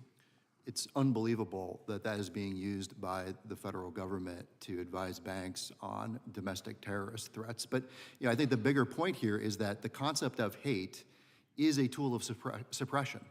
And on top of that, kind of language, hate speech, and similar kinds of vague concepts pretzel are you twisting yourself permeated into throughout right the now? financial industry and are used to shut down events and to debank people. JP Morgan Chase has used it several times. Arkansas Family Policy, they said was high risk. They shut down an event by Defense of Liberty. On behalf, Donald Trump Jr. was speaking at it. They shut down that event on the basis of a hate policy. So we know these policies are being weaponized in the financial industry. And again, because of the Bank Secrecy Act and a lot of the shrouding of the way regulation happens in the banking context, it's really hard to know why are these things happening. We just know it's on the rise, and it's a real concern. Well, and one of my colleagues was just saying that this is just a narrative that we're creating, a political narrative. But you've gone through specifics. If you want to highlight specifically some of these instances that you're referring to of facts where pro-life groups or organizations that are conservative have been debanked by these private entities. Sure, the highest profile one is a former member of the Senate, Samuel Brownback's organization, National Committee for Religious Freedom. JP Morgan Chase canceled that account in 2022. They gave an escalating and very different reasons that were contradictory over the next year as scrutiny mounted. None of the reasons ever held any weight. Interestingly enough, they referred to anti-money laundering, financing of terrorism, a concept called politically exposed persons. All of these are within the banking regulations, and I think are used as tools ultimately to suppress people because of their views. Again, the secrecy and the shrouding of the reasons for the decisions is a huge part of the problem, and I think that's something Congress needs to address. And is there circumstances in which the consumers may never know that their information was privately disclosed from the bank to the FBI or a government agency? Yeah, I mean, this is a huge part of the problem is our clients, to a person, anytime they go to the bank, once they get debanked, it's always under some vague policy. The only thing the bank will say is high risk or business type or risk tolerance. Every time they go back and ask for an answer, a specific reason, the bank just stonewalls them. And so they can't get access to the information. I only have a couple seconds left. So what is your recourse if you do find out? So let's say, because I basically ticked a lot of those boxes that were referenced, firearms, Bibles, religious texts. So if you do find out that your information was divulged from the bank that you bank to a government agency, do you have any recourse whatsoever to go after the government or the bank? It's difficult for consumers who are in that position because they usually don't know it happens. If it happens, there are consumer complaints you can file with state attorneys general. There's probably other avenues that people could pursue, but I think that's part of the reason why Congress should act to cordon off some of the secrecy and confidentiality that's happening in the banking industry, and also affirmatively require banks to stop using reputational risk and some of these other vague categories to determine whether they're going to bank with someone. Thank you all for being here today. Mr. Chairman, I have a unanimous consent request. I thank the chair. I ask unanimous consent to enter into the record the FBI's situation report sent to financial institutions with respect to an explicit and clear threat on January 16th, 2021, with respect to the inauguration. I thank the chair. Gentlelady from California is recognized. Thank you. I thank our witnesses for being here, and I want to examine some of the actual requests that the FBI sent to financial institutions in the wake of the violence that occurred on January 6, 2021. Not the overly broad groups that my Republican colleagues are purposely trying to scare Americans into believing that are being surveilled every single day without any crime prevention or crime-solving purpose in mind. On January 14, 2021, the FBI asked financial institutions for information about Robert Corey Lemke, who made, quote, interstate threats of violence targeting the family of a U.S. congressman, as well as other in furtherance of anti-government, anti-authority extremism. And I would ask unanimous consent to enter into the record the email dated January 14, 2021 from FBI employee to financial institutions into the record. Lemke ultimately pleaded guilty and was sentenced to 3 years in prison for making threatening interstate communications against members of Congress and journalists in connection with the 2020 election. He sent threatening electronic and audio messages to approximately 50 victims he targeted because of their statements about Donald Trump losing the 2020 presidential election. He sent messages to a New York City congressman's brother threatening him and the brother's children. He sent messages to the family of a journalist, and I would ask unanimous consent to insert into the record the press release entitled "California Man Sentenced to 3 years in Prison for Making Threats Against Political Officials and Journalists Relating to the Outcome of the 2020 presidential election." Without objection. Officer Fanone, in your experience, is it appropriate for law enforcement to use all lawfully available tools in the investigation of somebody who's threatening the family of members of public officials or journalists? Yes, ma'am. It's not only appropriate, it's law enforcement's responsibility to do so. Would it be a dereliction of duty if you didn't use every lawfully available tool to you to try to prevent a crime from happening or to solve a crime that has already happened? Yes, ma'am, I believe so. Thank you. The day before the inauguration, the FBI requested information about Samuel Fisher, who was photographed on the steps of the U.S. Capitol and is suspected of unlawfully entering federal property on January 6, 2021. The FBI noted that Fisher may also have been, quote, manufacturing, trafficking guns in preparation for civil war. Additionally, Fisher espouses racially motivated and anti-government extremist ideology, end quote. The FBI noted that it was, quote, currently preparing enforcement action and is interested in financial information that corroborates Fisher's involvement in firearms did they tracking. forget that And I we would have this ask thing called unanimous the consent Patriot to enter Act, into the record and the email from there FBI is a lot of employee to oversight financial of institutions who about does this matter into the financial record. transactions in this country Officer already, Fanone, proactively. why might law enforcement agencies seek do they have a financial problem with that? information in cases of arms trafficking? Well, I mean, outside of the obvious that potential receipts or purchases made would provide evidence that, in fact, the weapons were purchased by a specific individual. My understanding is, within these particular requests, it was the FBI seeking voluntary compliance from a number of banking institutions in which their ask was very specific in that they were looking for individuals who were present on January 6th, which I think we can all agree was an incredibly violent assault against law enforcement officers. Those individuals that also had purchased firearms within the past 6 months and were at least there was evidence to support they were planning on returning to the nation's capital on January 20th. So they weren't just looking for people based on their beliefs. There were 3 different criterias that they were using that all had to be present in order to do this search. Is that correct? That's my understanding, yes. Great. Samuel Fisher, by the way, was arrested the very next day. And when he was arrested, FBI agents found over 1,000 rounds of ammunition and several weapons, including an illegally modified AR-15 rifle and machetes in his Upper East Side apartment and his car. Fisher, by the way, wrote after the Capitol riot, quote, "Seeing cops literally run was the coolest thing I've ever seen in my life," end quote. And I would ask unanimous consent to insert into the record that New York Times article entitled "Dating Coach Charged in Capitol Riot Gets Prison Term for Gun Crime" into the record. That's right, Kathy. This is a clear example of people committing criminal acts that my colleagues across the aisle are claiming are the victims, the innocent victims of surveillance.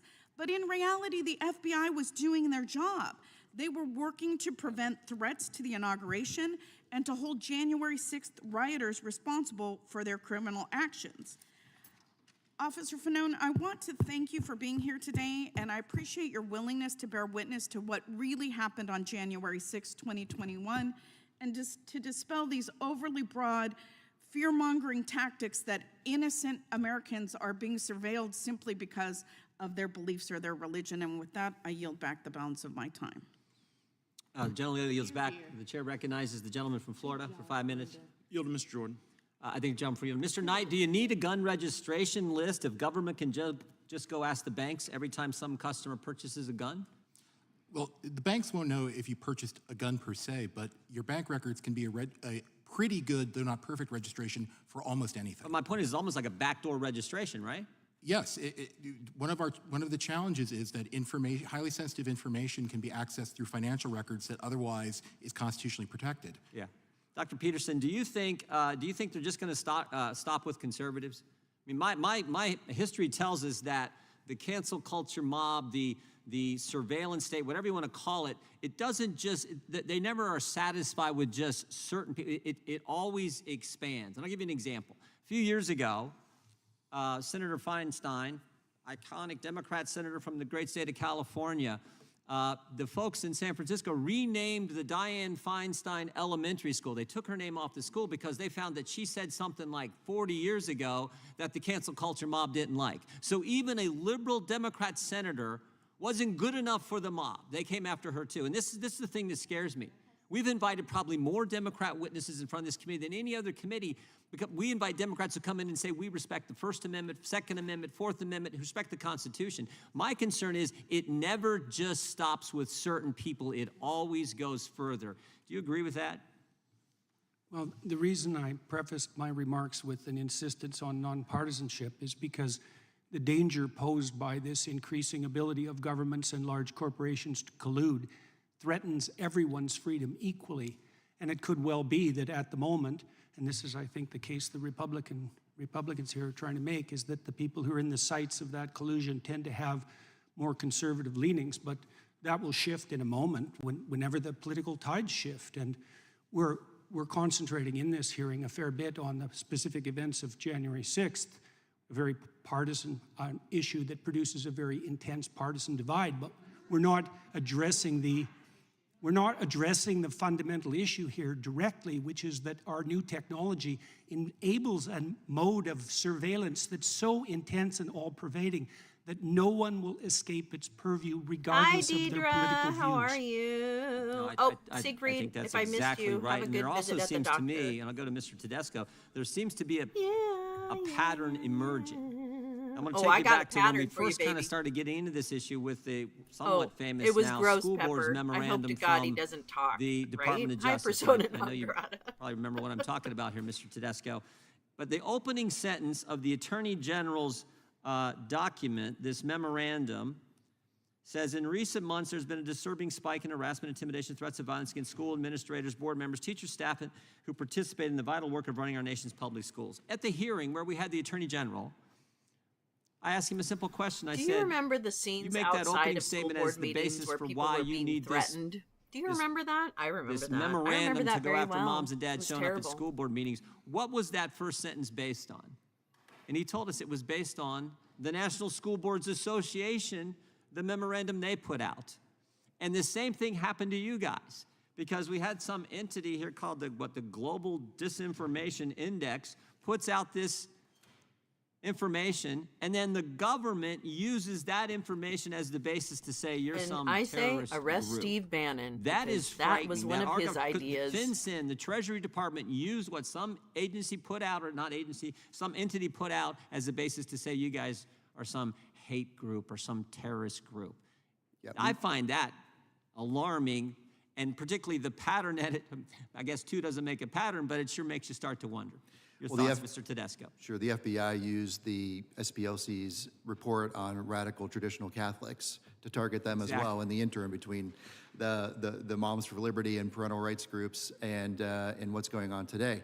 I think it's very alarming that the government uses these obviously partisan and discredited third-party, arbiters of truth who really are just promoting their own political agenda and trying to do damage to their perceived political enemies to make decisions about anything, let alone sending them to financial institutions as part of some kind of financial surveillance scheme. Yeah.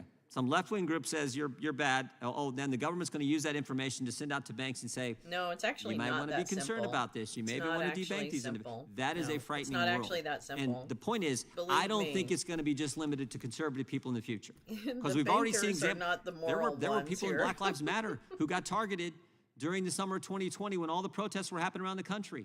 And I disagree with some of the things, a lot of the things that happened that summer, but I also don't like the fact that they're going after liberals either. That's a scary thing. And then there used to be an agreement in both parties that First Amendment activity should be protected. Oh, Second stop. Amendment activity, your right to privacy should be protected. But unfortunately now it's gotten But you know way too what? partisan. Threats to people's with that, lives we need to go be to the other investigated. side. So fuck off, Jim. Gentlelady from I Florida know is you don't like to recognized. investigate Thank you, things, Mr. Chairman. Jim. We For nearly understand 20 that. years in this chamber, I know I've heard time and again Republicans claim that they backed the blue. Just recently, Chairman Jordan put out a press release around the Law Enforcement Appreciation Day resolution, which said, when it comes to supporting the police, quote, Republicans put words into action, unquote. Yet when it comes to walking that walk, Republicans too often take a seat. Exactly, Kim. Just yesterday, we No, took a vote people on a were in the bipartisan streets in spending bill that 2020 includes for funding for our very criminal good justice reasons. programs. Of the Republicans They that were make up this fucking committee, sick a and handful tired. of you voted against it. That, of course, would mean less funding for state and local law enforcement agencies and more criminals on our And streets let's talk and in our about the neighborhoods. right-wing That no assholes, vote the means no funding for the Internet Crimes Boogaloo Against boys Children or program, whoever that were a actually key the law ones doing a lot of the enforcement tool that keeps vandalism. online predators away from our children. Those actions sure don't back the blue, and now today, Republicans want to target law enforcement yet again. This time, they purposefully downplay the heinous violence that injured and traumatized hundreds of Capitol police officers in the January 6th insurrection, perhaps the most infamous assault on law enforcement in recent American history. Specifically, our Republican colleagues are taking aim at the ability to use financial records as a tool to prosecute the coup plotters, the criminals who attempted to stop the legitimate constitutional transfer of power in Congress. These are the very financial tools that help hold to account the people who tried to overthrow a presidential election. Officer Fanon, thank you so much for repeatedly testifying about your experiences. I'm sure it isn't easy, as you mentioned, to relive these traumatic moments. Could you describe some of the violence briefly that Capitol police officers were subjected to on January 6th?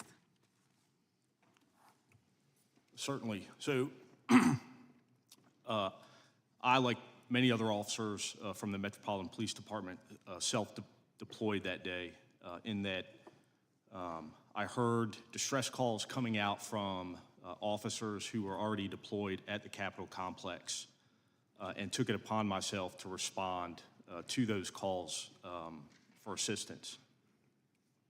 When I arrived at the Capitol, I made my way to what's referred to as the Lower West Terrace Tunnel in response to a specific distress call coming from officers that were defending that tunnel against a large group of violent rioters that were trying to gain access. Thank you. When I entered the tunnel, I observed about 40 or 50 DC police officers and a few U.S. Capitol police officers attempting to hold back the violent mob. The officers were being assaulted with a variety of different weapons, everything from metal poles, 2x4s, aluminum baseball bats, batons, and other police equipment that had been stripped from police officers themselves were then used against officers. Thank you, Officer Fanone. Thank you. I'm sorry, I want to just make sure I can get some other items in. The video that we saw earlier was disturbing. In a video that I don't have time to show, you can hear words like traitor being yelled at police officers and shouts like F the blue. 5 police officers who served at the Capitol died in the aftermath of the insurrection. Officer Fanone, what's your response to those who say that no police officers were killed by the events on January 6, 2021?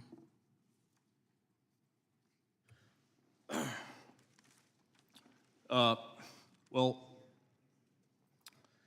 my thoughts on Officer Brian Sicknick. Obviously, Brian Sicknick's cause of death was ruled unrelated to the Capitol riot. That being said, I think that good, decent people would understand that if it were not for his participation in the defense of this Capitol on January 6th against a violent mob, Brian Sicknick would be here with us today. I understand, I think better than most, the post-traumatic stress that accompanied Good to see you, my Dempsey. participation in defending the Capitol on January 6th, and then enduring the mischaracterization or lies about what I experienced that day I think I know from who it people in is. positions of power, many of whom were here at the Capitol themselves.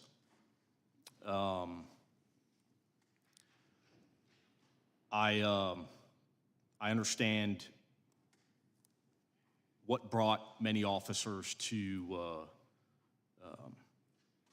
taking their own lives, and I certainly attribute their actions to their participation in defense of the U.S. Capitol on January 6th. Thank you. Mr. Chairman and my Republican colleagues, once again, I ask that you stop trivializing the violent assault the entire world saw that day, both to our democracy and to our law enforcement. And please do not cavalierly discard financial information as a law enforcement tool to prevent the next January 6th. The necessity of making this tool for law enforcement is even more imperative butterflies. considering the presidential candidate you support all but promises yet another assault, violent or otherwise, on our sacred democracy. And I yield back. Yeah, they yelled. They yelled at Before the you go to end the of next member, the if I can ask you Pledge for of unanimous Allegiance consent too. request. Mickey Without and objection. whoever. I ask unanimous consent to enter into the record the FBI's sure situation report Ivan's sent there. to financial institutions on January 13, 2021, which explains in the middle of page 2 the exact kind of threats that the FBI was trying to prevent leading up to the inauguration that day. These were threats to murder members of Congress and start a shooting at the inauguration, the exact type of threats the FBI is responsible for investigating. And I quote, on 8 January, information was received regarding a video posted on an identified website encouraging people to kill senators and Congress members. The poster of the video was identified via social media exploitation. The video was threatening violence in Washington, D.C. on Inauguration Day and advised people to bring guns. Without objection. We want the FBI to do their job. We just want them to do it in a way consistent with the Constitution. up. With that, I Shut up, recognize shut the up, shut up, gentlelady shut up. from New York. Thank you, Mr. Chairman. Mr. Knight, thank you for your testimony today. In 2022, gun ban activists, amalgamated bank, and far-left politicians pushed for the creation of an unconstitutional merchant got a category tight code bun to be today. assigned to Tight firearms pony. retailers to identify, quote, got that suspect tight purchases pony. and report She's purchasing got a patterns to tight, law tight enforcement, pony. a clear unconstitutional infringement on Second Amendment rights, and a clear backdoor to a gun registry. In fact, failed New York Attorney General Tish James specifically mentioned the importance of labeling gun and ammunition sales Yup. as a way to She's indicate a an see you imminent next crime. Tuesday. Since then, some states have She banned really the code, sold while out. states like California have mandated it to surveil Americans' purchases. This is why I introduced the Protecting Privacy in Purchases Act with Congressman Barr and Hudson to put a stop to this code and protect law-abiding Americans from this infringing unconstitutional overreach. Can you explain how does this code threaten Americans' privacy and constitutional rights? Thank you very much. This code, and if we were to do similar codes for other sensitive issues, risks creating a raft of false positives where individuals who are potentially engaging in Second Amendment activity, because it's important to know that the MCC doesn't tell you what people buy, it just tells you where they buy it, right? Will be reported to the government as potentially suspicious. for no real basis, or at least not a basis that is likely to be reasonable. And that's going to create a database that is available that could be searched later. One of the dangerous things about this financial database is that, or these financial records, is that they're retrospective.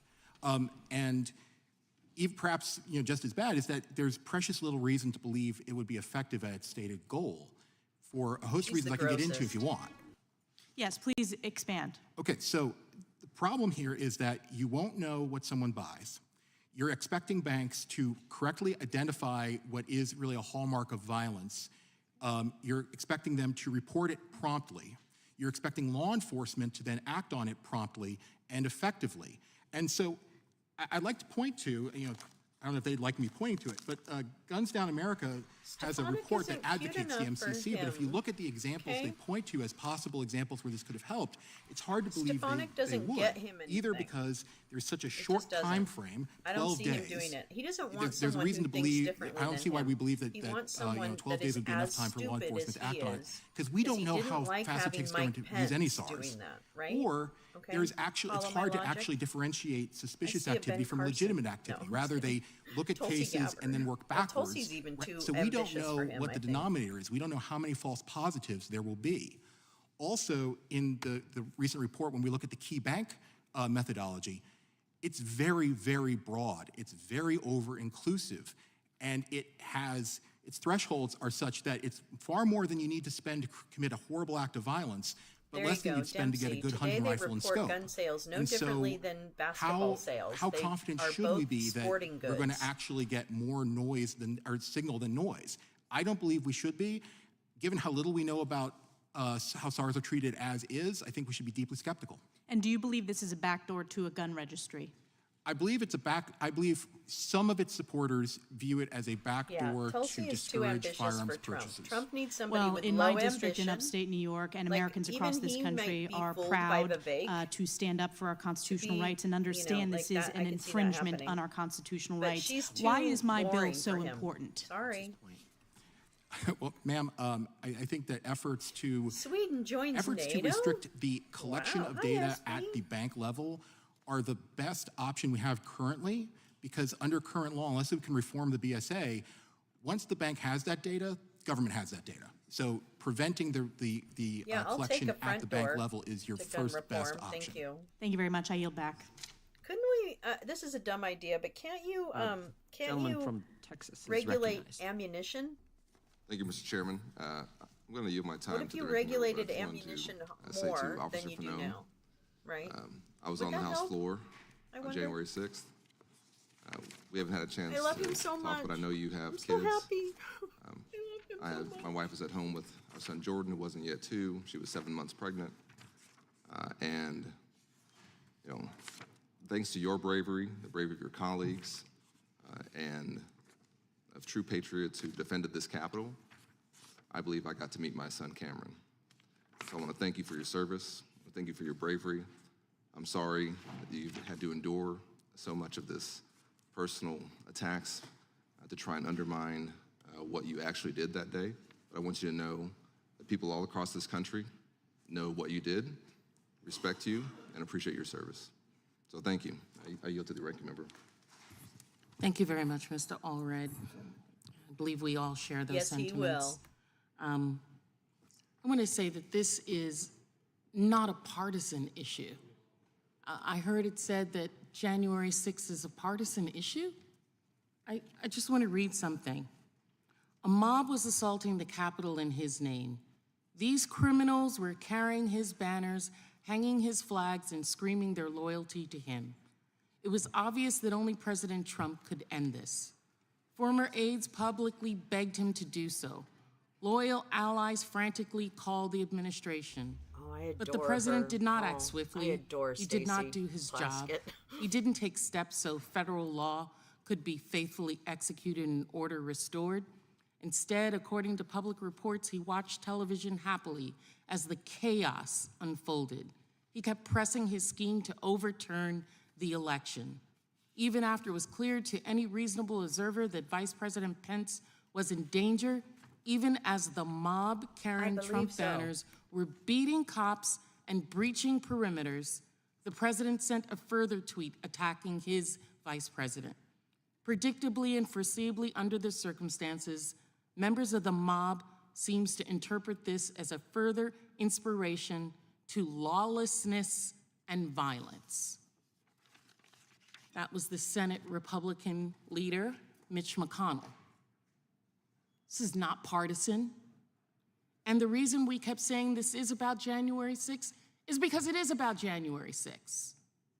They're trying to expand the scope of what the FBI was trying to do.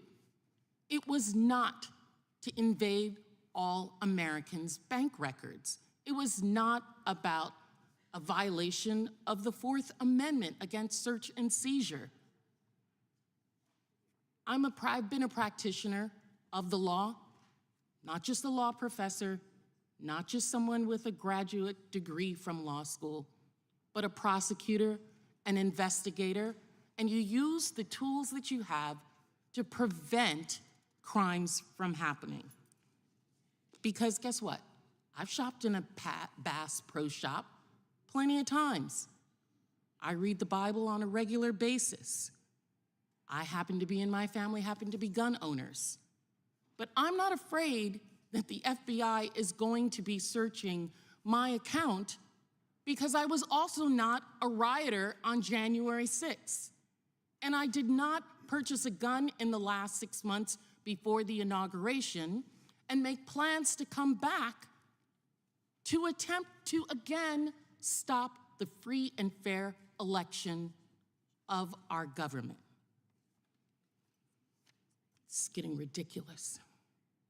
Officer Fanone, so sorry.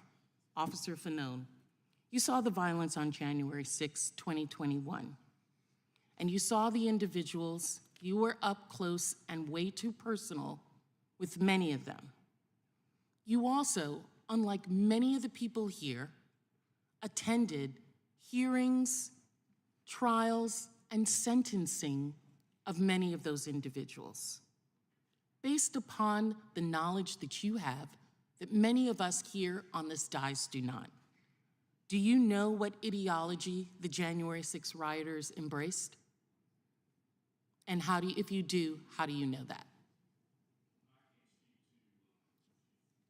I'm sorry, ma'am. I can't speak to every single individual that was there that day at the Capitol. I didn't have an opportunity to interview them. I was too busy fighting for my life. That being said, I was present at a number of the sentencing hearings regarding individuals that were specifically charged with and later pled guilty to violent assaults of myself and other officers. And many of those individuals, in their plead for leniency to the judge at sentencing, cited the fact that they had been inspired by and by rhetoric used by the former president, by misinformation from news media outlets that led them to believe that the 2020 election had been stolen and that it was their patriotic duty to, in fact, respond to the Capitol that day and fight to save their country. Thank you. I yield back. Gentlelady yields back. The gentleman from Kentucky is recognized for 5 minutes. We began this hearing by reciting the Pledge of Allegiance. I'd like to begin my questioning by reciting the Fourth Amendment, because I think the other side of the aisles kind of forgot some of the terms that are in there. The right of the people to be secure in their persons, houses, papers, and effects against unreasonable searches and seizures shall not be violated, and no warrants shall issue but upon probable cause, supported by oath or affirmation, and particularly describing the place to be searched and the persons or things to be seized. This is in our Constitution. Mr. Michel, can you tell us how the Bank Secrecy Act and exemptions to the Right to Financial Privacy Act may not be in compliance with the Fourth Amendment, or how the implementation of those acts may violate the Fourth Amendment? Sure. Much like Brian Knight alluded to a minute ago, once the bank or a financial institution has the information, the government has it. So this came up in the early Supreme Court, or in the early court challenges. It came up in the Supreme Court cases that eventually, those cases eventually went to the Supreme Court, in that we effectively have a law, that is a blank check for the federal government or for law enforcement to obtain all of your information simply without a warrant. So Without probable cause? they do not have to get a warrant. They do not have to show probable cause to get the warrant. Do they have to give an oath or affirmation No. to a judge? No. No. They have to go to the bank. Yeah, so it seems to me that these acts, they're not just out of date, but they're outside of the Constitution. Mr. Knight, you began your opening statement by characterizing some of the things that the government could know or infer about you based on how you spend your money. Could you elaborate on that or reiterate? What are the things that government can know or infer based on purchasing habits? Government can know almost everything about you with a relatively high degree of confidence. They know where you live, they can figure out where you work, they can figure out potentially things like your sexual orientation, they can figure out, or at least have a high degree of accuracy in guessing what your interests are. They can figure out, or have a high degree of guessing what your religion is, what political beliefs you support, and they can potentially figure out, or at least have a better than average chance of knowing whether or not you own a firearm. They can also potentially know if you've had an abortion. And it's worth noting that after the Dobbs decision, there was a lot of concern raised about the sensitivity of medical information that would be available under the Bank Secrecy Act in a state that prohibits or severely restricts abortion. Penis fucking I just really want to drive home the point that bitch, this is not a left or right fucker, thing or an R or piece B of thing. fucking shit. I situation fucking where hate this everyone fucking has douchebag.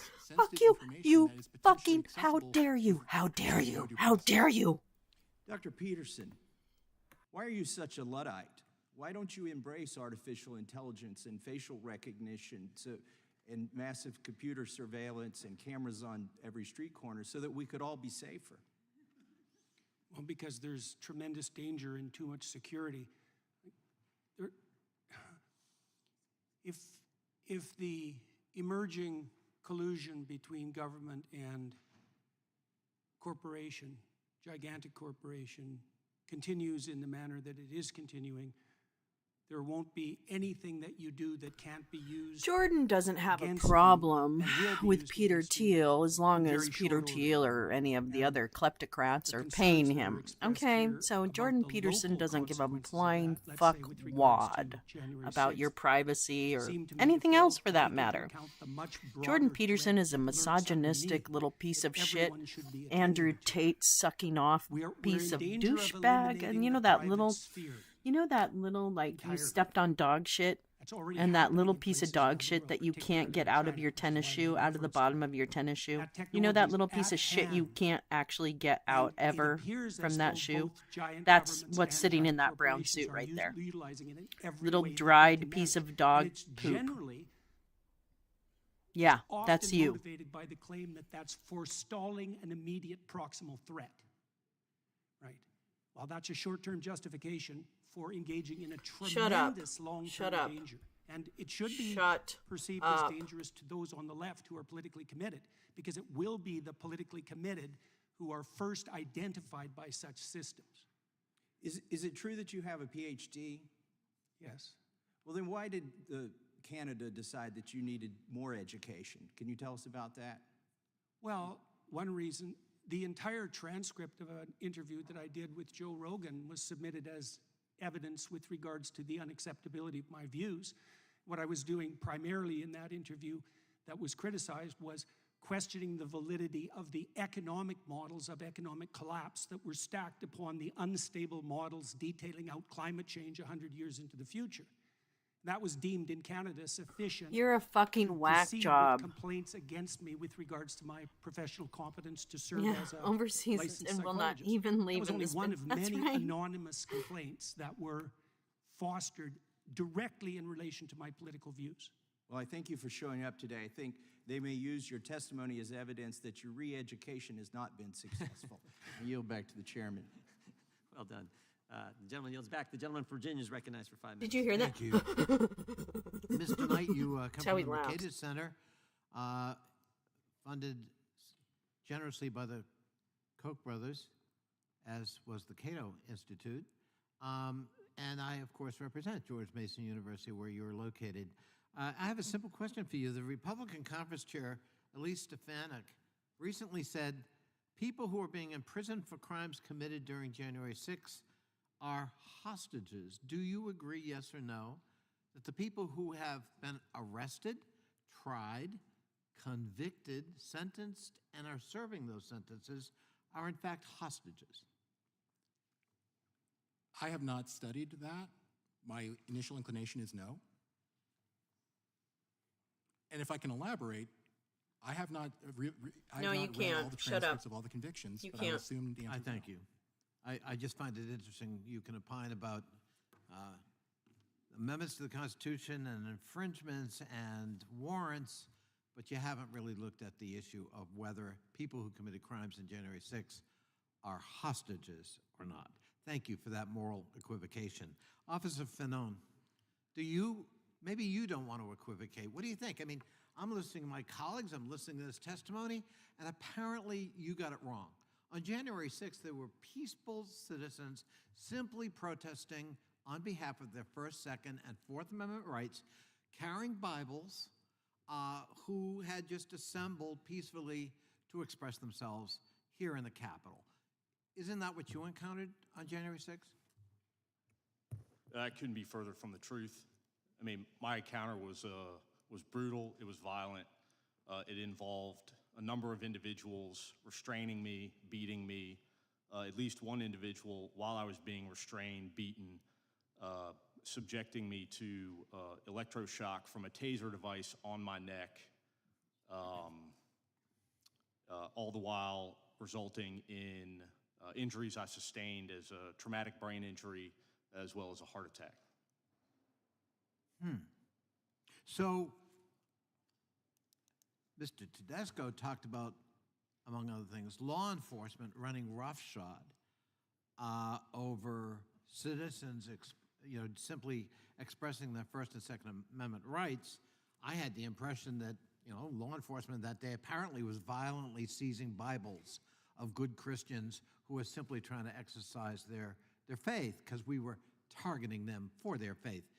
Is that what happened on January 6th? Listen, I responded to the Capitol that day for no other purpose than to assist fellow officers who were calling out for help.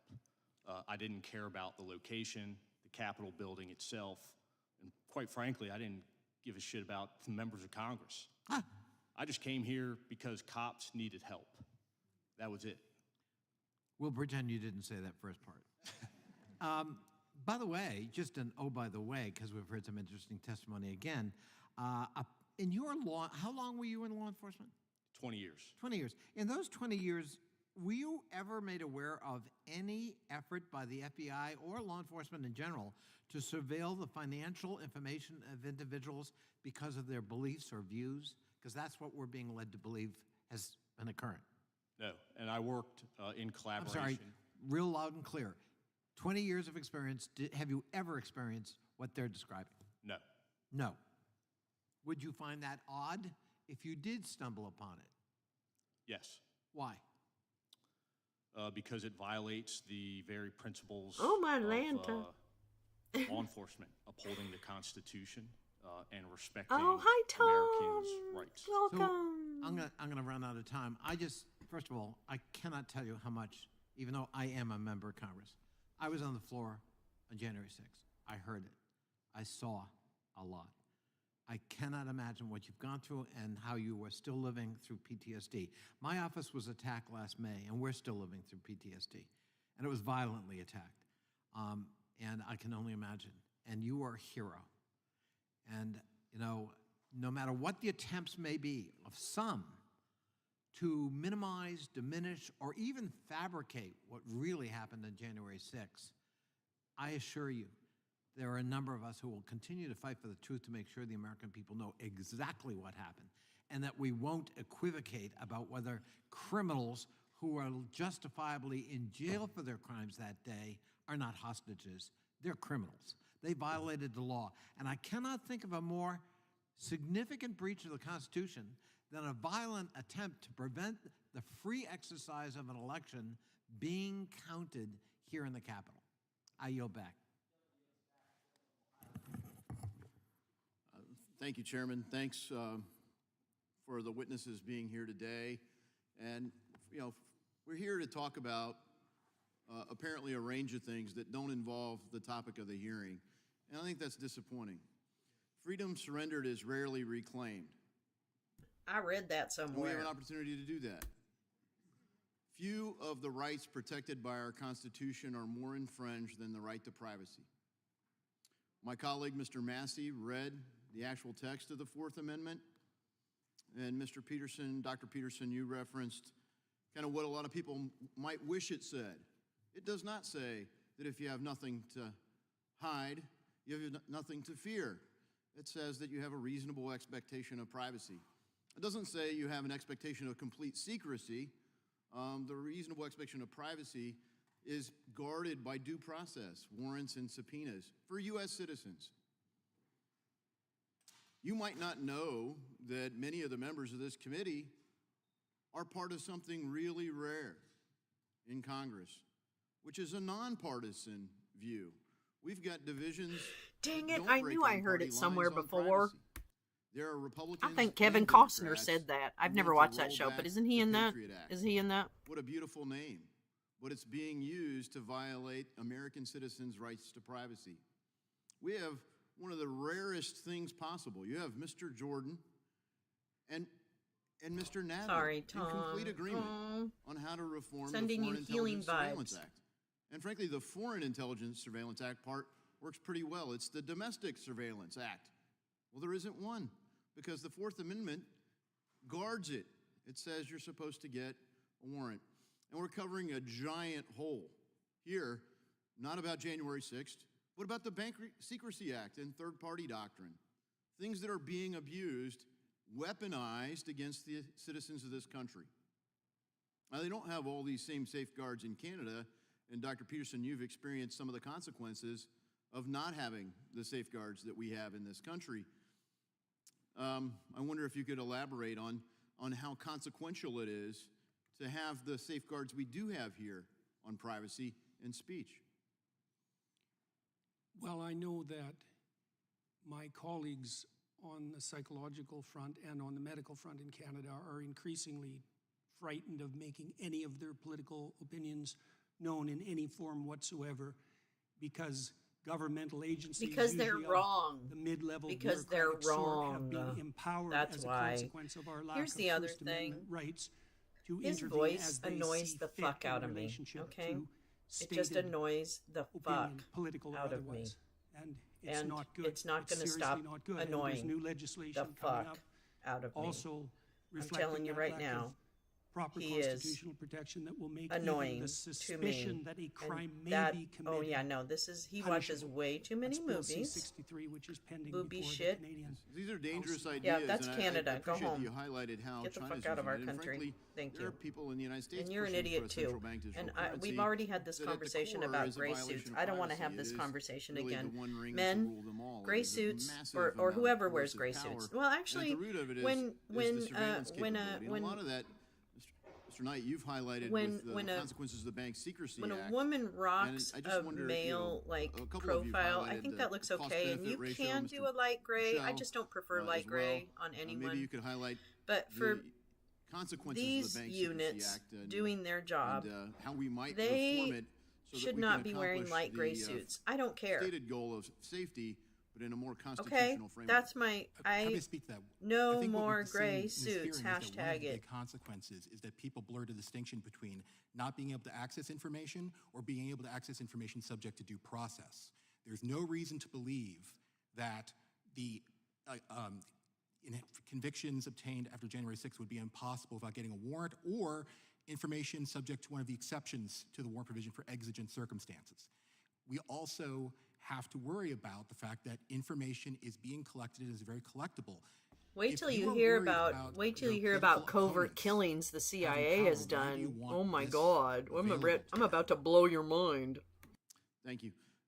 Mr. Michel, you mentioned the third-party doctrine and the hazard of that. I mean, frankly, I'm reminded of a story that's disputed whether it was fully accurate or not, but when Nikita Khrushchev became the leader for the Soviet Union, he was pointing out how brutal the regime had been under Stalin. And someone from a large crowd yelled to him, "Why didn't you do anything?" And here he is, the dictator of the Soviet Union, everyone knowing the kind of power that he could wield.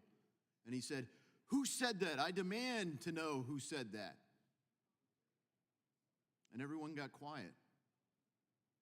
And he let it stay quiet for a very long time. And he said, "That's why. Because you know the coercive power of the state." Now, I would submit that the police state powers that have existed in previous eras of history are minor compared to the This suit capabilities is awful. that we Thank have. you, Pepper. When you link that to the consequences of Right? the unmitigated third-party doctrine, It just and you washes lay people out for out. us what's I'm at stake. sorry. It washes people out. Well, That's it it. literally means that anytime you engage in any commercial transaction, you are effectively saying, okay, I don't have due process anymore, which is rather insane. It turns the concept completely on its head that we all have due process. So I think we have a really incredible burden to produce legislation that does reclaim the freedom that has been surrendered.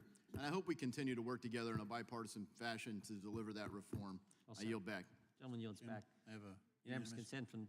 Mr. Chairman, I have a unanimous consent request entitled, this is an FBI liaison information report entitled Domestic Violent Extremists Emboldened in Aftermath of Capitol Breach. It cites online rhetoric regarding the 20 January presidential inauguration, with some calling for unspecified justice for the January 6th shooting by law enforcement of an individual at the Capitol building, and another positing that, quote, many armed individuals would return on 19 January, according to open source reporting. Objection. Thank you. Gentleman from California is recognized.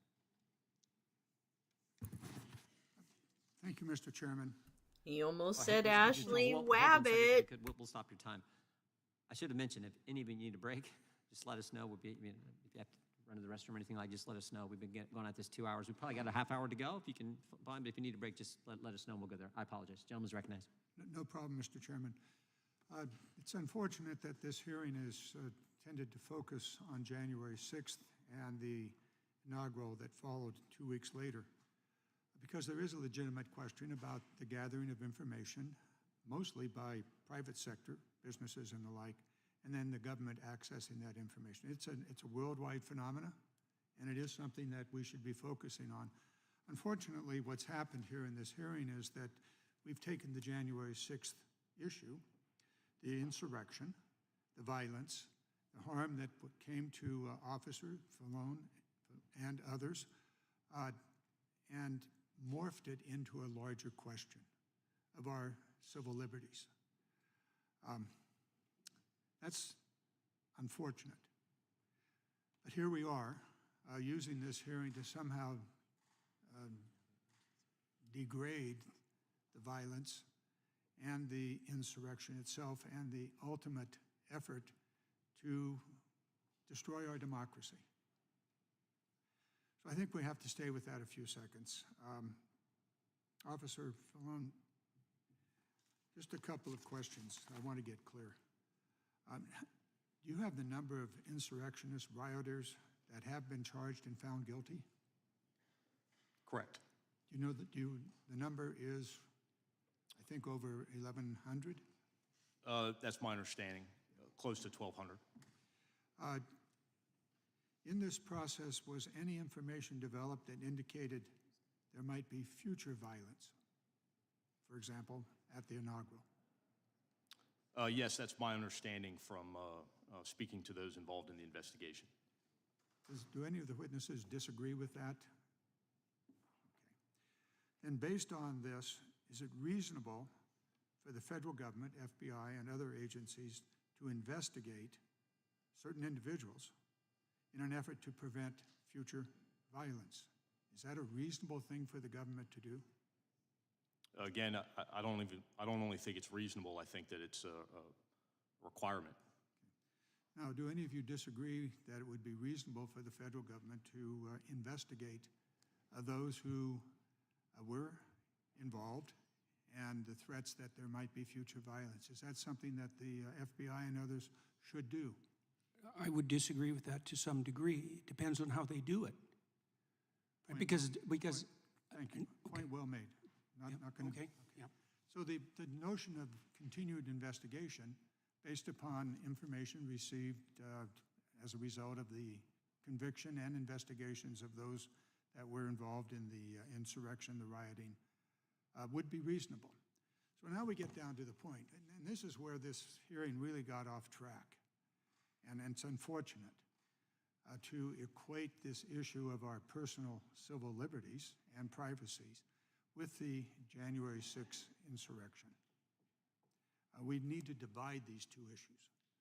There's no doubt we had an insurrection. There's no doubt we had a riot. There's no doubt that Officer Fallon, you were injured along with 140 other officers. The film that was shown earlier clearly demonstrates that, and your own testimony. We thank you for your work that day. I think I agree with Mr. Connolly. You may not think it important to protect us, but we certainly thought, and we thank you for having done so. But the reality is that it was an extraordinary, serious event in America's history. It was the single largest assault on police ever in the history of this nation. Now, based upon that, where do we go? Put that over here. And then, Mr. Chairman, if you would, put all of that aside and stop trying to protect Mr. Trump or anybody else that was involved in that riot and that insurrection. And let's get down to the issue of protecting our civil liberties. There are multiple examples that could be used and evidence that could be used to get to that point. Some of it presented by the witnesses today, unfortunately wrapped up in the January 6th and the insurrection and the subsequent question of the inaugural. I do note, as I drove here this morning, that a new fence has been put around the Capitol building. Now, this speaks to all of our safety.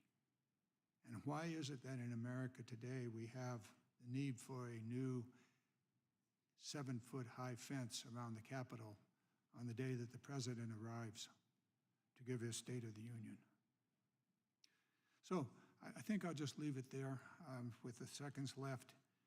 And Mr. Chairman, if you would put aside your desire to go after and protect the President and get down to the issues that are really critically important for all of us, I would appreciate it. And I think this country would also. Gentleman yields back. Gentlelady from Wyoming is recognized for 5 minutes. Thank you, Mr. Chairman.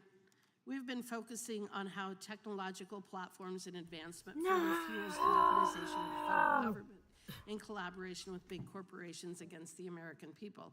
At least that was the intent of this hearing, and it is the intent of the folks on this side of the aisle. Today, it is how developments in financial technology have aided the surveillance of the American people. And during our last hearing, we focused on how AI is expanding the monitoring and suppression of speech. Today, I want to focus on new reporting which connects the financial surveillance and AI together. Last month, journalist James O'Keefe posted a report alleging that the IRS and DOJ were utilizing AI technology to assist with the surveillance of American bank accounts. These allegations are that AI can access bank accounts and look inside those accounts versus just seeing activities in the account. This surveillance by the IRS is being done without a warrant, and it is being done in coordination with the DOJ. Just 2 months before this revelation, FinCEN informed us in staff briefings that banks were beginning to deploy AI technology in their business models. Meanwhile, we are watching Google's Gemini's failures from its politically biased model, which Google co-founder Sergey Brin called left-leaning, which I believe is pretty much the understatement of the year. In the report released by this subcommittee last night, we document how the FBI and FinCEN reported information to assist financial surveillance, which certain Americans based on strictly conservative ideas. Mr. Knight, you noted that we are limited to speak on what has been reported related to the financial surveillance regime because so little is known by the public in Congress. The timeline that I just described provides little detail, but it does show that this area is developing very quickly and raises further concerns about federal agencies undertaking dragnet surveillance using financial records. Based on what we know so far about the coordination between the financial sector and federal government, does the addition of AI into this equation cause even greater concern regarding the scope and scale of financial surveillance that we can expect to occur in the future? So I believe it does for several reasons. One, to the extent that it makes something less expensive, you'll get more of it. Two, to the extent that AI is not well tuned, either intentionally or unintentionally, you're going to get the risk that you're going to not only have more false positives, but also that it's going to start selecting for information that may not be appropriate. Three, there's concern, and I don't want to overblow the concern, but it does exist, that AI tends to be opaque, and this regime is already opaque enough.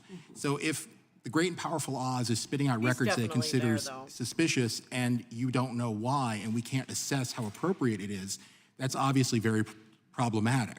And so I think that we do need to be cautious. And I would say one distinction between this and maybe some other areas is here we're talking about feeding information to the government. So there are constitutional implications here that don't necessarily exist in other areas. Doesn't mean we shouldn't be cautious in other areas, but we should be especially cautious here. I appreciate your response, and I think that you're actually spot on. Also of concern with the evolution of AI in relation to this liberty-infringing regime that we're dealing with right now, the Biden administration, is the fact that it removes human accountability. What we have learned so far is that the information we have so far came from a paper trail from a government employee. Yet with AI, that paper trail is going to disappear. Mr. Michel, what could another layer of secrecy achieved by displacing human action with AI do to further erode our liberties and basic guarantees of privacy? Well, I mean, at first I would just caution that banks and financial institutions have been using technology at an increasing rate for a very long time, and the problem still, the bigger problem is the principle. And if we guarantee due process and we guarantee that law enforcement needs a warrant to get that information, then I think that's a better place. But aside from that, yes, the better and the broader the technology allows people to reach, or the finer detail that it allows people to get, then obviously the more of it you're going to get. But I think Brian is right in that it's going to make it more efficient and less costly, so you'll get more of it. But again, the principle of the Fourth Amendment, the due process, that's what's key here. Thank you, I appreciate that. With that, I yield back. Gentlelady yields back. The gentlelady from California is they're recognized. amazing. Or Texas, excuse me, I'm sorry. Or they're amazing hit. Please, there's a huge difference. Thank you. There sure is. Thank you, Mr. Chairman, all right, and thank you to all the witnesses who are here this morning. On the morning of January 6th, I joined my colleagues in the House to certify the historic election of President Joe Biden and Vice President Kamala Harris. But that day quickly became a dark day in our nation's history. Within hours, the Capitol was overrun by domestic terrorists sent there by President Trump. I don't mean terrorists in some academic or legal or political science definition. I mean, I was terrified, my staff with me was terrified, and many of my colleagues around me, both Democrat and Republican, because this is not a partisan issue, were also terrified. Now, some of my colleagues have already forgotten the violence and terror that we all experienced together, and we've heard some of the comments. They think they should be called hostages. They think they should be treated as patriots. Well, there were terrorists, plain and simple, in my books. I learned for the first time that there are gas masks underneath our seats on the House floor, designed to keep us from chemical or biological attacks when I was told to put one on. Imagine, we were told to put on gas masks. My colleagues and I on the floor were hiding between seats, barricading doors, and some of us calling their families as the mob grew louder and more terrifying. They were pounding at the door trying to get in. Where's Nancy? Hang Mike Pence. Where's Nancy? Where's Nancy? They set up gallows to prevent them from coming in. The intentions of these terrorists were clear: overturn the election and kill the Democratic elected leaders they believed stood in their way. Anyone who claims this was not a terrorist attack, a violent insurrection, is simply not facing reality, and as one witness has said, they're just plain and simple lying. Even in California, they would call that lying. Despite every truth, here we are today. More myths and more misleading information given to the American people. Well, Officer Fanon, thank you for being there and also for having the courage to come to testify today and to reminding us all about the truth of that day. Some colleagues wrap themselves in Blue Lives Matter flags for social media and throw it in the trash for the officers who watched over our democracy. I will never forget what I saw and felt that day, and without your sacrifice and some of those who died that day or were injured that day, defending the Constitution and all enemies, foreign and domestic. So, Officer Fanon, well, law enforcement kept us safe inside the Capitol. Outside the building, you were facing staggering odds. Reports indicate that the west side of the crowd outnumbered officers 58-1. One officer there requested backup at least 17 times in 78 minutes. Did you and your colleagues ever get the sense that you were defending democracy that day? That's not anything that those thoughts never crossed my mind. Again, like I said, I responded to the Capitol, heeding distress calls coming from fellow officers, and when I was fighting, I was more concerned with my own survival and that of my colleagues than the totality of what that day would later come to represent. Right. As you reflect now, do you see the connection? Do you see what really was happening that day? It was not just the violence of the mob, but it was the attack on everything that we stand for as a country. Yes, ma'am, that's my assessment. Thank you. Many members have publicly spoken about and recorded memories of their experiences, and we know that many members of Congress have struggled with trauma from that day. We know that you have. Is it possible, and I know all those people who used to come to our bring spaces. A lot of emotion, but is it possible for you to share with us on what you have dealt with personally as the after effects of that day? There's a lot of star fuckers out there, can I just say? And all of you who are star fuckers. Sure, I mean, initially, I think there was just the... who do stupid stunts. Fuck you. The experience of the day itself, the level of violence. And for me, in my personal experience, I think what was so difficult to deal with was, the first time in my law enforcement career, and I work narcotics, so it's to say that I've experienced a few things. I had never been completely, I had lost all control of my own survival in those moments. And it was only because of a few individuals in the crowd and the efforts of law enforcement that I was able to survive that. And so that level of vulnerability for me as an officer was more than I could deal with. In the aftermath, there was criticism from, internal criticism on behalf of other officers in the department that made the experience much more difficult. And then eventually the mischaracterizations, the lies about what happened that day, lies about me specifically and who I was or what role I played at the Capitol on January 6th, inspiring threats against myself and members of my family. In a way, I think it's impossible to, for me at least, to fully resolve that trauma because, even in attending this hearing today, I received threats. And so, how do you resolve that when it's ongoing? Well, I'm sorry that it happened, and thank you for your courage, and thank you for coming and sharing with us today. I yield back. Gentleman is back. The chair recognizes himself. Mr. Michel, if the government's going to go get information from banks, and understand what happened in this particular situation and in other situations, the government goes to the bank and says, I want the name of the customer who's making purchases, and a certain date time, and I want the name of the customer who may have bought a firearm at any time. If they're going to do that, do you think they need to get a warrant first? That's not what it said. That's Do I not what think it they said, should? Yes. apparently. Well, yes. Is that what it Mr. said? Tedesco, do you think they need to get a warrant to do that? Yes. Mr. Knight? Fuck you. Yes. Mr. Peterson? Fanone? Yes. You gonna Mr. ask Mr. Fanone, do you Fanone? think they need to get a warrant? Could you repeat the question? Government goes to a bank and says, I want the name of the customer who made purchases on these Depends on specific the dates and may have bought a circumstances. firearm at any time. Should At there be a any warrant time. requirement before the bank has to be compelled by the government to give that information? Should there be a warrant requirement first? I mean, in my experience, I always sought voluntary compliance. It's less paperwork. That being said, if I was unable to... Wait. Voluntary compliance, Correct. how's it voluntary? This is the third party. The bank's giving it.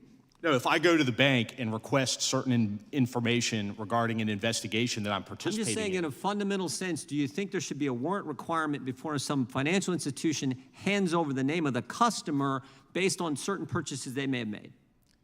So in a general sense, Yes. you think there should be? Yes. That's great, because your colleagues don't think so. Now, let me go to this. Do you think, Mr. Michel, that if it can't do a warrant, do you think there should be at least a notification? So should at least the bank say, hey, Mr. Smith, No, the FBI because just then they asked will me for move the all your money, purchases on you a certain fucking date, idiot. and they want to know if you've ever bought a gun. Do you think that the bank should at least tell their customer who they're supposed to serve? Do you think they should at least be compelled to tell them that? If he would like to have a Mr. conversation Tedesco? about government overreach, Yes. I am Mr. here Knight? all day for that Yes, conversation. with but you know reasonable what? exceptions That's for an not ongoing criminal what the case. Fair enough. Mr. Peterson? They should get a warrant. They should get a warrant. Back to the first thing. Mr. Falone? Again, with exceptions for criminal investigations. We got agreement on the panel. The first time we've had that this morning. Fuck off. Dr. Peterson, I want you to talk about the debanking issue we saw so much of, and how that was, particularly, I guess, with the truckers, and how that's, because I see it coming. I see it coming here, and it frightens me. I want you to talk about what took place in Canada, and if it in any way impacted you. Well, there was essentially a working class protest against the extensive length of the COVID lockdowns.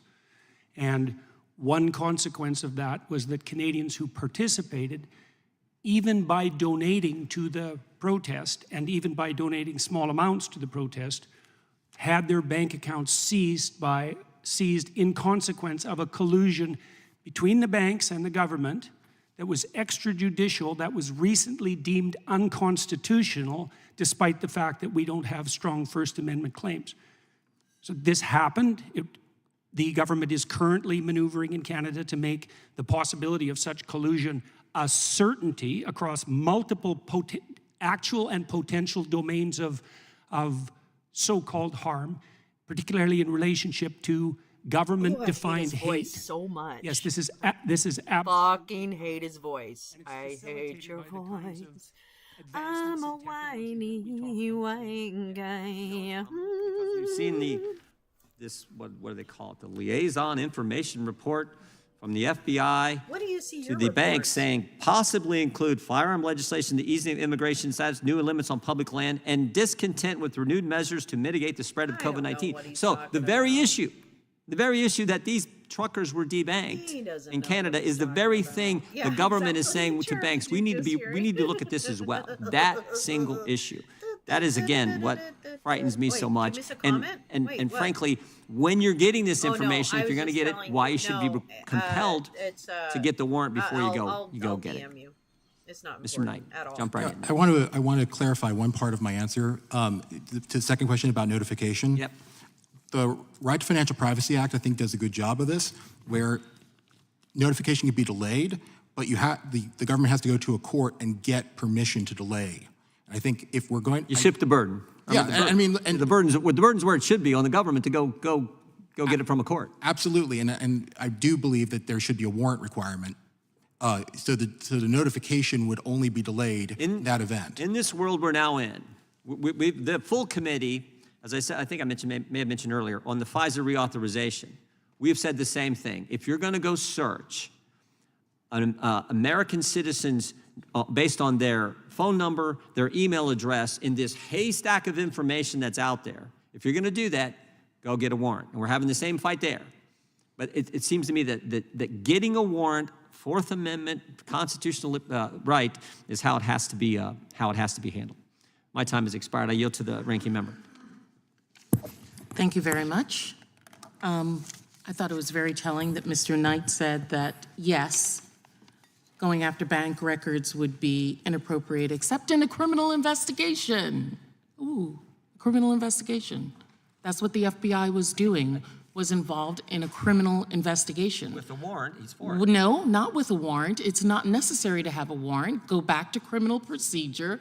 You don't always need a warrant when you have voluntary authorization. And everyone who opens a bank account is told when they open their bank account that the information may be disclosed to law enforcement. Now, if we want to change that rule in the consumer protection laws, then we need to do that. But until that, they have a reasonable expectation that law enforcement may disclose that information. Because once you are banking with a banking institution, that information in that record belongs to the banking institution. It doesn't solely belong to you anymore when you are using a bank in that banking institution, and they have given disclosure. Now, if we want to make it an affirmative disclosure where an individual has to specifically check off the box that allows them to be aware of it when they're opening a bank, then that's something else. But you do not need a warrant. You can have voluntary disclosure because under our law presently, the banks have possession and ownership of that information. Now, the other thing that I think you have talked about is, are we worried about that? That this is only going to happen to the on conservatives? No, I'm also concerned if the FBI were to do overreach. I am concerned with that. And I do understand that this is something that law enforcement does and that we need to be careful about what they do. I just find it very interesting that you all are my colleagues, one of our witnesses, Mr. Fanon, is not a colleague of ours and is giving his opinion as a law enforcement officer. Sir, was there something else that you wanted to add?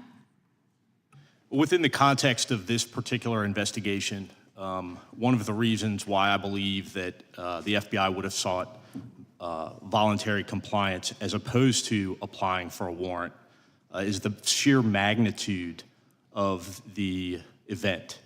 You had literally thousands of people who participated on the attack on the Capitol on January 6th.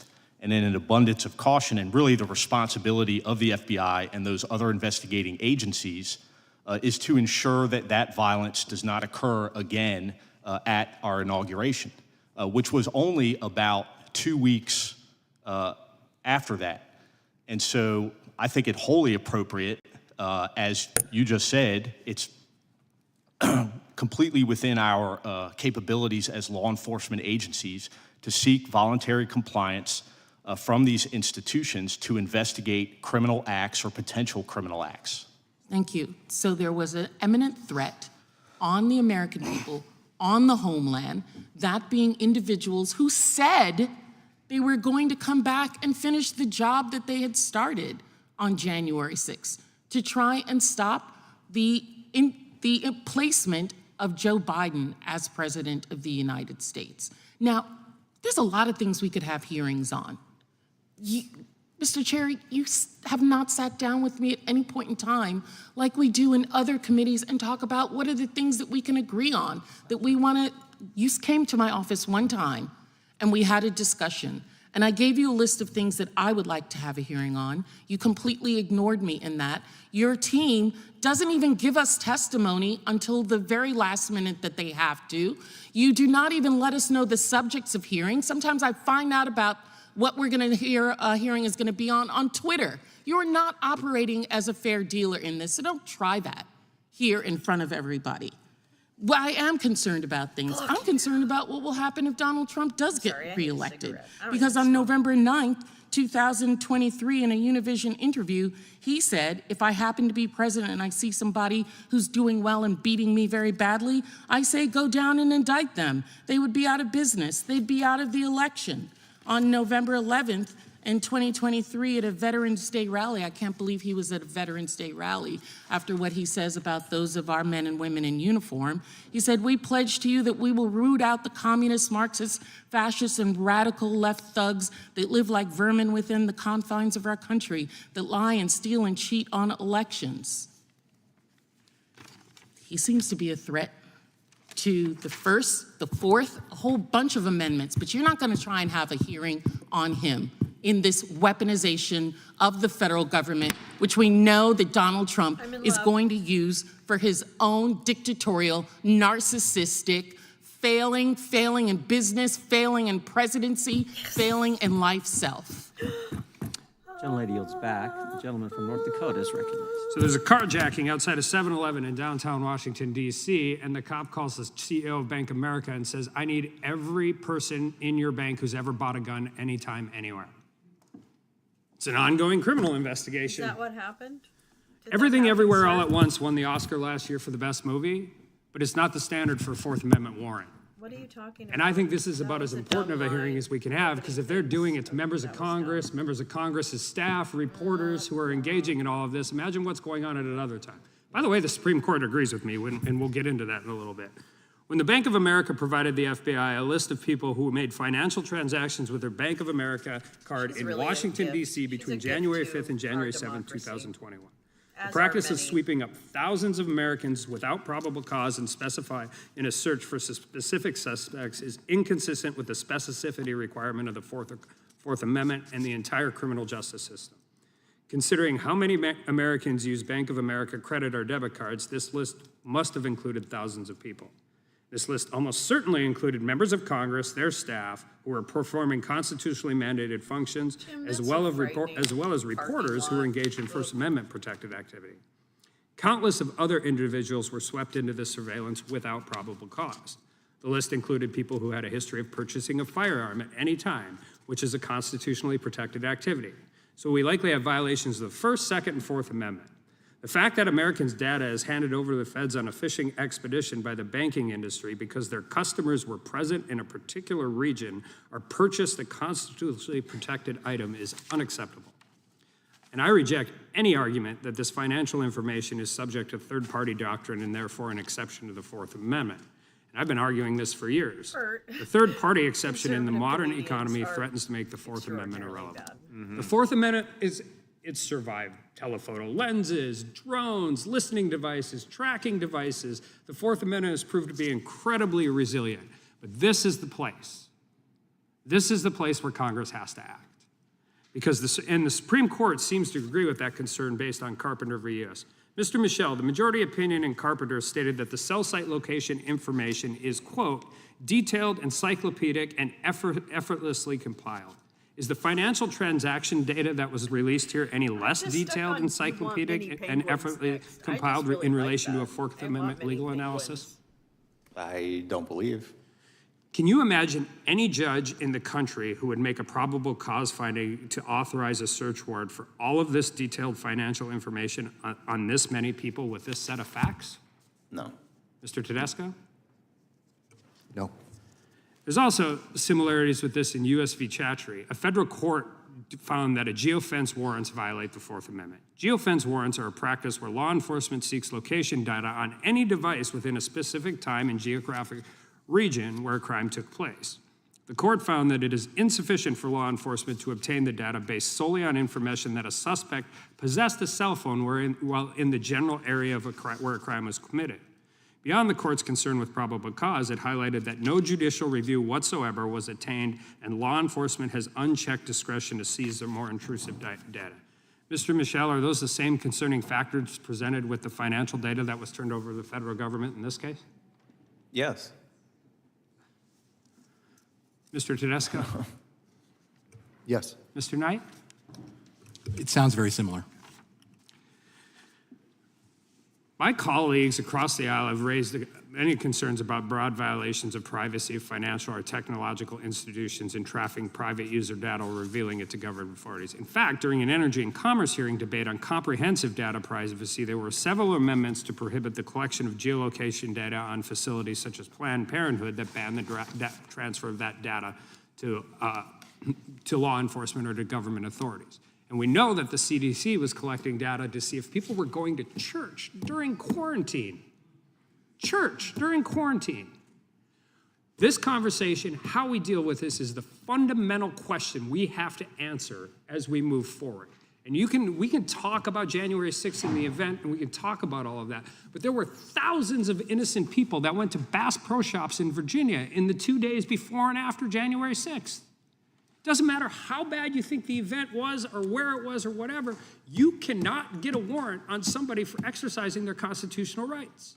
And if you can't get a warrant for somebody to do it, then we have to create a situation where banks and large corporations or anybody else, or third-party data brokers, by the way, are allowed to sell that information, and law enforcement is allowed to obtain it without getting a warrant. This is a fundamental question. It's a perfect place to have it in this hearing, and it is exactly what happened in this case. And with that, I yield back. The gentleman yields back. The gentleman from New York is recognized. Thank you, Mr. Chairman. Just to follow on with my colleague from North Dakota, the notion that subpoenas are not sufficient to get information and that every ounce of evidence must be obtained by a search warrant has, of course, been repeatedly rejected by the Supreme Court over and over and over.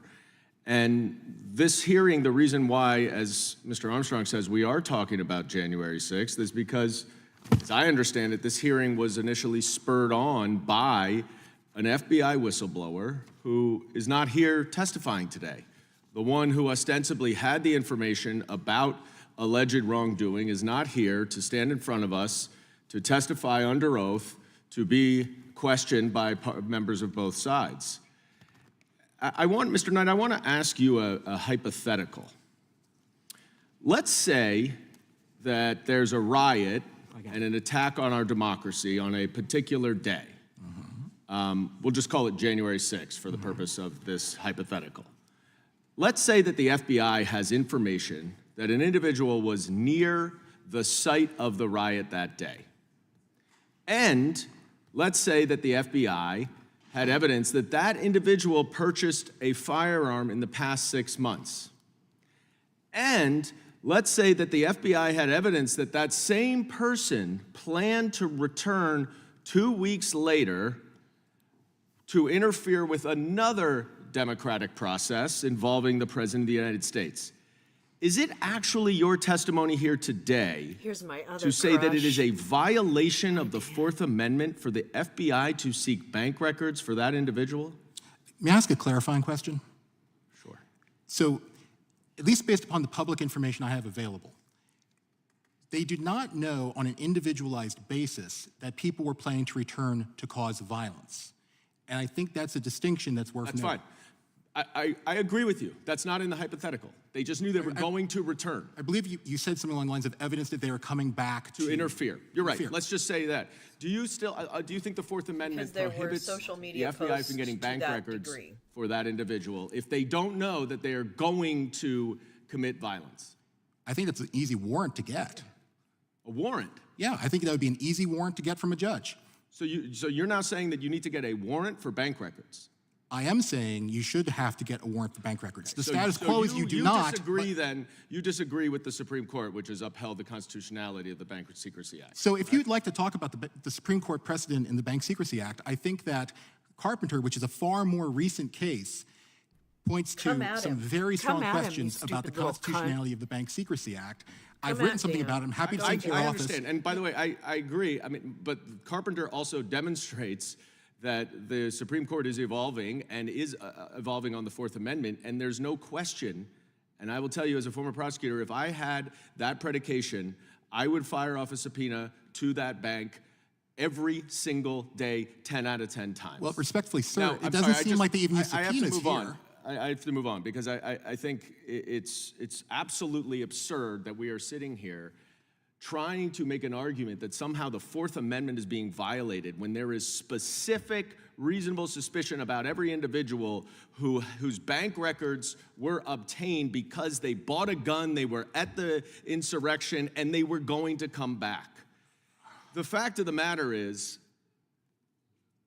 we are once again here on a completely sham rationale. There was no First Amendment or Fourth Amendment violation around January 6th. This is simply another effort to whitewash what happened on January 6th. One of the members of the committee calls those who were convicted of crimes hostages, while there are actual American hostages sitting in Gaza right now under captivity of a terrorist organization. And we're supposed to equate the people sitting in jail who rioted and attacked this Capitol, we're supposed to equate them with these hostages. Mr. Chairman, you continually say that it used to be that both parties agreed with the First Amendment. It didn't used to be. It is. It remains the case. We all agree with the First Amendment, but the problem is that the First Amendment is not absolute. It does not protect any single thing anyone says, and there are limits, and that's important. And what this committee has been trying to do for the last year and a half is to chill the federal government from monitoring what is going on social media and otherwise out there, so that misinformation and disinformation can run rampant in on Elon Musk's social platform and every other social platform, so that the Republicans, can benefit from it in November's election. That is why this committee exists. The time of the gentleman. And we have gotten no evidence to support any of these allegations. The chair recognizes the gentleman from South Carolina. I yield to the chairman such time as he may consider. I appreciate that. I think the gentleman from New York just said that we're trying to chill the federal government. I don't know if it's ever been said that way. It's always the government trying to chill Americans' rights and chill Americans. I've never seen anything. It's called projection. I've never seen anything like. But guess what? You know who was opposed to how the FBI and the Bank of America did this thing when they asked for this information? You know who was opposed to it? 3 FBI agents. The guys on the case. George Hill, Bonavolanta, Steve Jensen, all testified to the committee that it was wrong. And guess who else said it was wrong? Chris Wray said this: we recalled this information to avoid even the appearance of any kind of overreach. So even the FBI, who has systematically violated Americans, this FBI who said, if you're a pro-life Catholic, you're an extremist. If you're a parent going to a school board meeting, you're a terrorist. Even the FBI said, this is ridiculous. And they pulled back. 3 agents testified. So, I mean, and somehow the government is the one who chills American speech when they pressure big tech to censor, when they ask banks to give them. That's chilling speech, and we've seen it first. Dr. Peterson's seen it in his own country, and now it's coming here. That's what we're concerned about. I yield back to the gentleman. Thank him for yielding. Thank you, Chairman, and I would echo that. I'm glad that Thomas Massey started off with a recitation of the Fourth Amendment, because that's really why we're here. And while the other side wants to relitigate J6, the title of the hearing is about financial surveillance of American citizens. This is deeply troubling, that if you are a Catholic that cares about your child's education and you shop at Gander Mountain, that you are like prime suspect under some sort of weird rubric in a government surveillance operation. I think the Supreme Court, in looking at this, when they were looking at the BSA, in a concurring opinion said, Justice Powell and Justice Blackmun said, financial transactions can reveal much about a person's activities, associations, and beliefs. At some point, government intrusion upon these areas would implicate legitimate expectations of privacy. Moreover, the potential for abuse is particularly acute where, as here, the legislative scheme permits access to this information without invocation of the judicial process. So, Mr. Tedesco, how do we get here? And at what point, or how do we get to a point where big banks can just freely hand over this information to the federal government? Well, I think the biggest concern from our perspective is the systemic censorship risk within the banking industry that is really a product of the oversight and pervasive regulatory authority that bank supervisors have over banks. If you think about the top 5 banks have 50% of the bank deposit market in the United States, you see that there's a concentration of power in the banking industry. There's just a few banks that are heavily regulated. And because of the secrecy around bank supervision, the reasons why people are debanked and why these kinds of things are occurring is shrouded. And so it's a huge problem. The censorship risk is real in the financial industry sector. Who would you consider to be the biggest victims of this surveillance operation? I think it's the American citizens, and I think it's a bipartisan issue. Some of the Democrats in this chamber and the Senate sent letters to the big banks just a few weeks ago, talking about de-risking. They call debanking de-risking. We're talking about the same thing of Arab Americans, Muslim Americans, including because of their religious donations and donations to charity. So it's a bipartisan issue, and I think we all should be concerned about it and try to work together that was for some real solutions. No, I gymnastics 100% there, agree with let you. me tell you. And you know, what do you think right now under the BSA, under the current structure, what is the remedy for Americans? Well, there isn't much. There is none, There right? isn't. There is no mechanism for judicial review, right? So Americans cannot protest a bank who is ostensibly an arm of the government at this point. They cannot protest the disclosure of their financial transactions to the federal government. There's no mechanism for that, is there? That's right. And so, and obviously, they don't have any knowledge that their data was collected to begin with, do they? Yeah, I think one of the scariest things I heard at this hearing was what Mr. Michel said, once the bank has the data, the government has the data. Right. Can you hire Do you a understand private the government security firm has your to search somebody's house your without a tax warrant? records? I don't think so, no. No, you have to have a warrant. So what is the difference here?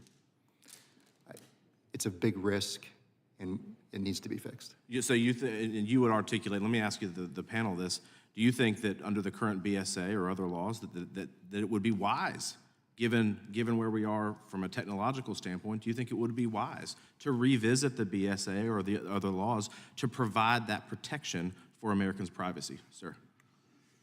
Well, there was some concerns expressed earlier about what might happen in the aftermath, let's say, of Donald Trump's election with regards to political belief, and anything that facilitates the collusion between government and giant corporation and enables that kind of information gathering will absolutely be used in that way.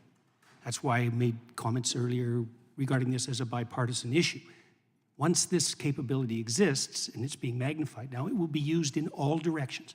So the people at risk will be politically active, vocal Americans. The silent ones will remain relatively safe, but Thank you for anyone that. who speaks. And briefly, do y'all think that we should examine? We should absolutely examine it. Shut up. Agree. Yes, definitely. Yes. Gentleman's time has expired. The Excuse me, gentlelady from Mr. Florida is recognized. Mr. Chair, I have a point of order. In your last statement, you said that Steve Jensen of the FBI opposed the collection of this information for banks. That's a misrepresentation of his testimony. It's not an appropriate point of Jensen order. said The that the gentlelady from information was Florida not is used. recognized Would you for 5 release the minutes. transcript so that we can hear Not an exactly appropriate- what it's Mr. Not an Jensen appropriate said? point of order, and the gentlelady knows that, but she continues to try to ask Same way you a do. question that is Same not a way point of. you interject. I don't think sir. I've raised one point of order today. You interject all the The time. gentlelady from sir. Florida is recognized. All the time. Thank you, Mr. Chairman. You know, I'm actually just, I continue to be stunned by the big government advocates that we come Kamek across is and stunned, the ones that everybody. serve in this very chamber. They're not even hiding it anymore. They're saying the quiet part out loud. They want dependency, they want control. And the total disregard for the Constitution and the oath that many of my colleagues, actually all of my colleagues, have taken and violated, it's so disturbing to me. Many people know, probably as evidenced by what is on the face of my iPad, that I detest big government and I detest big tech. The two combined have proven to be a lethal combination when it comes to liberty and freedom. Because quite frankly, we know that the MO of big tech and big financial institutions combined with big government, it's to erode and evade Americans' constitutional rights. And we're here today because of a blatant Fourth Amendment violation, where big banks colluded with big government to turn over data that didn't belong to them to target Americans, innocent Americans. Because in this country, it is still a fact that you are innocent until proven guilty, despite what everyone is trying to do and flip that around. Now, Dr. Peterson, Shut up, it's good to Kat. see you again. I couldn't help but notice your reaction She when likes my to- colleague was she talking loves about the these First guys. Amendment She wants them to- not being absolute. And so I do want to give you the opportunity to weigh in and respond to that. I couldn't help but notice your reaction. But before I do, I am really glad that you have been talking about the social credit system that the CCP, the Chinese Communist Party, utilizes. I am good literally point, around the Siegfried. corner in a classified briefing right now, talking about the use of big tech and how it is targeting American citizens. In fact, this very morning, I have been inundated in my office with phone calls from TikTok users who have been denied access to the app because they live in my congressional district, and until they call my office and demand that I do not take adverse action against the app. Isn't it, Kathy? I got that too. They cannot use it. That's a good one. Talk about big tech directing behavior. I think that we are on a very dangerous path, and I want to give you my time to really lay out in the most succinct way possible the dangerous nexus of big tech, big government, and financial institutions that seek to weaponize that information against Americans. And I know you are more than capable of doing that in 2 minutes and 30 seconds. I don't think people understand the degree to which they are profiled online. Well, and then you to don't which know their Jordan Peterson. virtual representation is now an iconic representation of them, nor do they understand that they have no rights whatsoever to that representation. So, for example, let's say we turn our information about our purchasing habits over to the bank when we open a bank account. Well, 30 years ago, that wasn't such a big problem. With AI systems, it's a problem that's so big you can't imagine it. I mean, I'm certain that my staff could find the data online to absolutely predict your voting patterns with 95% accuracy. You have no idea what sort of digital footprint that you're leaving behind you, and there are almost no protections for that. And so now, and you also asked about the First Amendment. Yes. Well, we have very weak free speech protections in Canada, and I can tell you that is not going well. And so the combination in my country, the combination of that and the invasive technology that we're producing at a rate that beggars the imagination, produces a threat to the integrity of sovereign citizenship, the likes of which has not yet been experienced. Right? And that's what this committee should be concentrating on. Like, it's very interesting to watch it because it devolves continually into discussion of a particular event, serious though that event was. It's like, no matter how serious that event was, it pales in comparison to the potential severity of the issue that we're attempting to point to with regards to our testimony. These artificially intelligent systems can do things you can't imagine. And not only can they are and they will. And that will be abetted by the collusion between large corporations and government. And it's certainly the case that the people who stand on the left, especially with regards to their, what would you say, skepticism of large corporations, which is often perfectly warranted, should be utterly terrified about this. Man, you did that in less time than I thought. Well, I had to get it right once today. No, I appreciate that. And I think you have seen it front and center. Certainly, we all watched in horror as the truckers' bank accounts were seized or shut down, who protested the mandates. It's because there was dark money coming into it. People think that that's such a faraway concept, but we have seen that here with people who have been given ultimatums of jab or job, and we've seen ways that they've been targeted and positioned in ways that are just un-American, unconstitutional. So thank you all to our witnesses for being here today.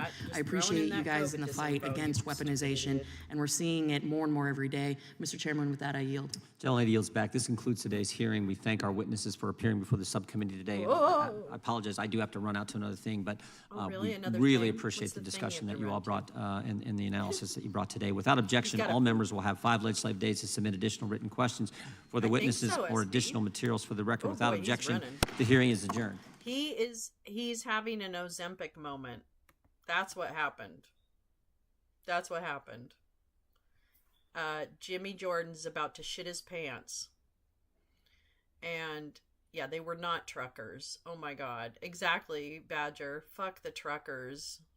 Oh my God. And everything associated with them, for fuck's sake.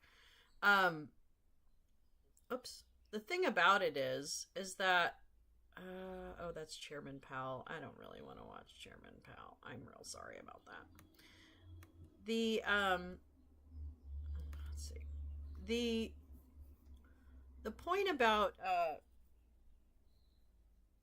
all of this, you know, I think Stacey Plaskett, her portion, I thought was exceptional because it really talked about how this committee is bastardizing the justice process, and the purpose of these committees is so important, right? These committees are so important to get frontline information in the public eye to Congress members.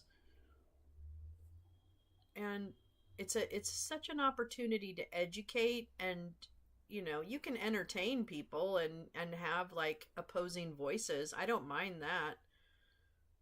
But I really think that I really hope he has to go to an FBI interview. Good one, Kathy.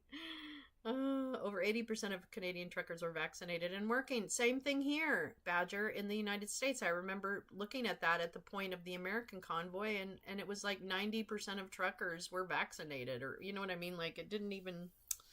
Ugh. There was no truckers. There was just a bunch of idiots, and there's still a bunch of idiots, and now they've just gotten to be a bigger group of idiots. What? Anyway, whatever. I'll just be over here trying to increase the media literacy of anyone who wants a shot at it. But, yeah. Ooh, oh, oh, tonight, tonight, tonight. Ooh, oh. Good one, Joe. That was a great segue. Oh, night, no. Speaking of tonight, Phil Collins. Tonight, I am going to be live again with the State of Our Union. So please, please, please find me at Lolo's Lounge. Come back to the lounge for the State of the Union. I'll have the bar fully open. We'll have plenty of food, plenty of music. Well, maybe not music, but we'll have whatever we have right now. Truckers have always been idiots. I mean, I don't know. I don't know enough truckers to know, but I'll tell you the ones that I've seen in that movement were idiots. That's for sure. And frankly, some of the people that were fighting them were idiots too. But, aren't we all idiots at one point or another? So, anyway, yeah. So please come back for the State of the Union. I would love for you to come back and spend some time with me. Mamas, don't let your... Wait, mamas... Yeah, an American hedge fund. Oh, God, that's terrible, Badger. Just saw a preview of Soda's speech. Joe will try to draw contrast to TFG. Wonder how... Oh, it's going to be so rude, Tom. Oh, my God. Mamas, don't let your babies grow up to be Republicans. They'll shit on the Constitution every day and lift up despots, authoritarians, and such. Mamas, don't let your babies grow up to be fascists. Oh, they'll shit on our rights and whatever the other thing. Anyway. All right, my loves. Thank you so much. Mike's Little Johnson doesn't want them to heckle. Oh, he doesn't. Well, we'll see how that goes. I don't think everybody cares what Mike's Little Johnson wants. Tell that to Margie Three Toes. Okay, I thank you so much for coming and spending 3 hours with me. I really appreciate it. Have a great rest of your day, and I hope to see you tonight. Thanks again. Oh, hit that like on your way out, please. Thank you so much. Bye. Bye-bye.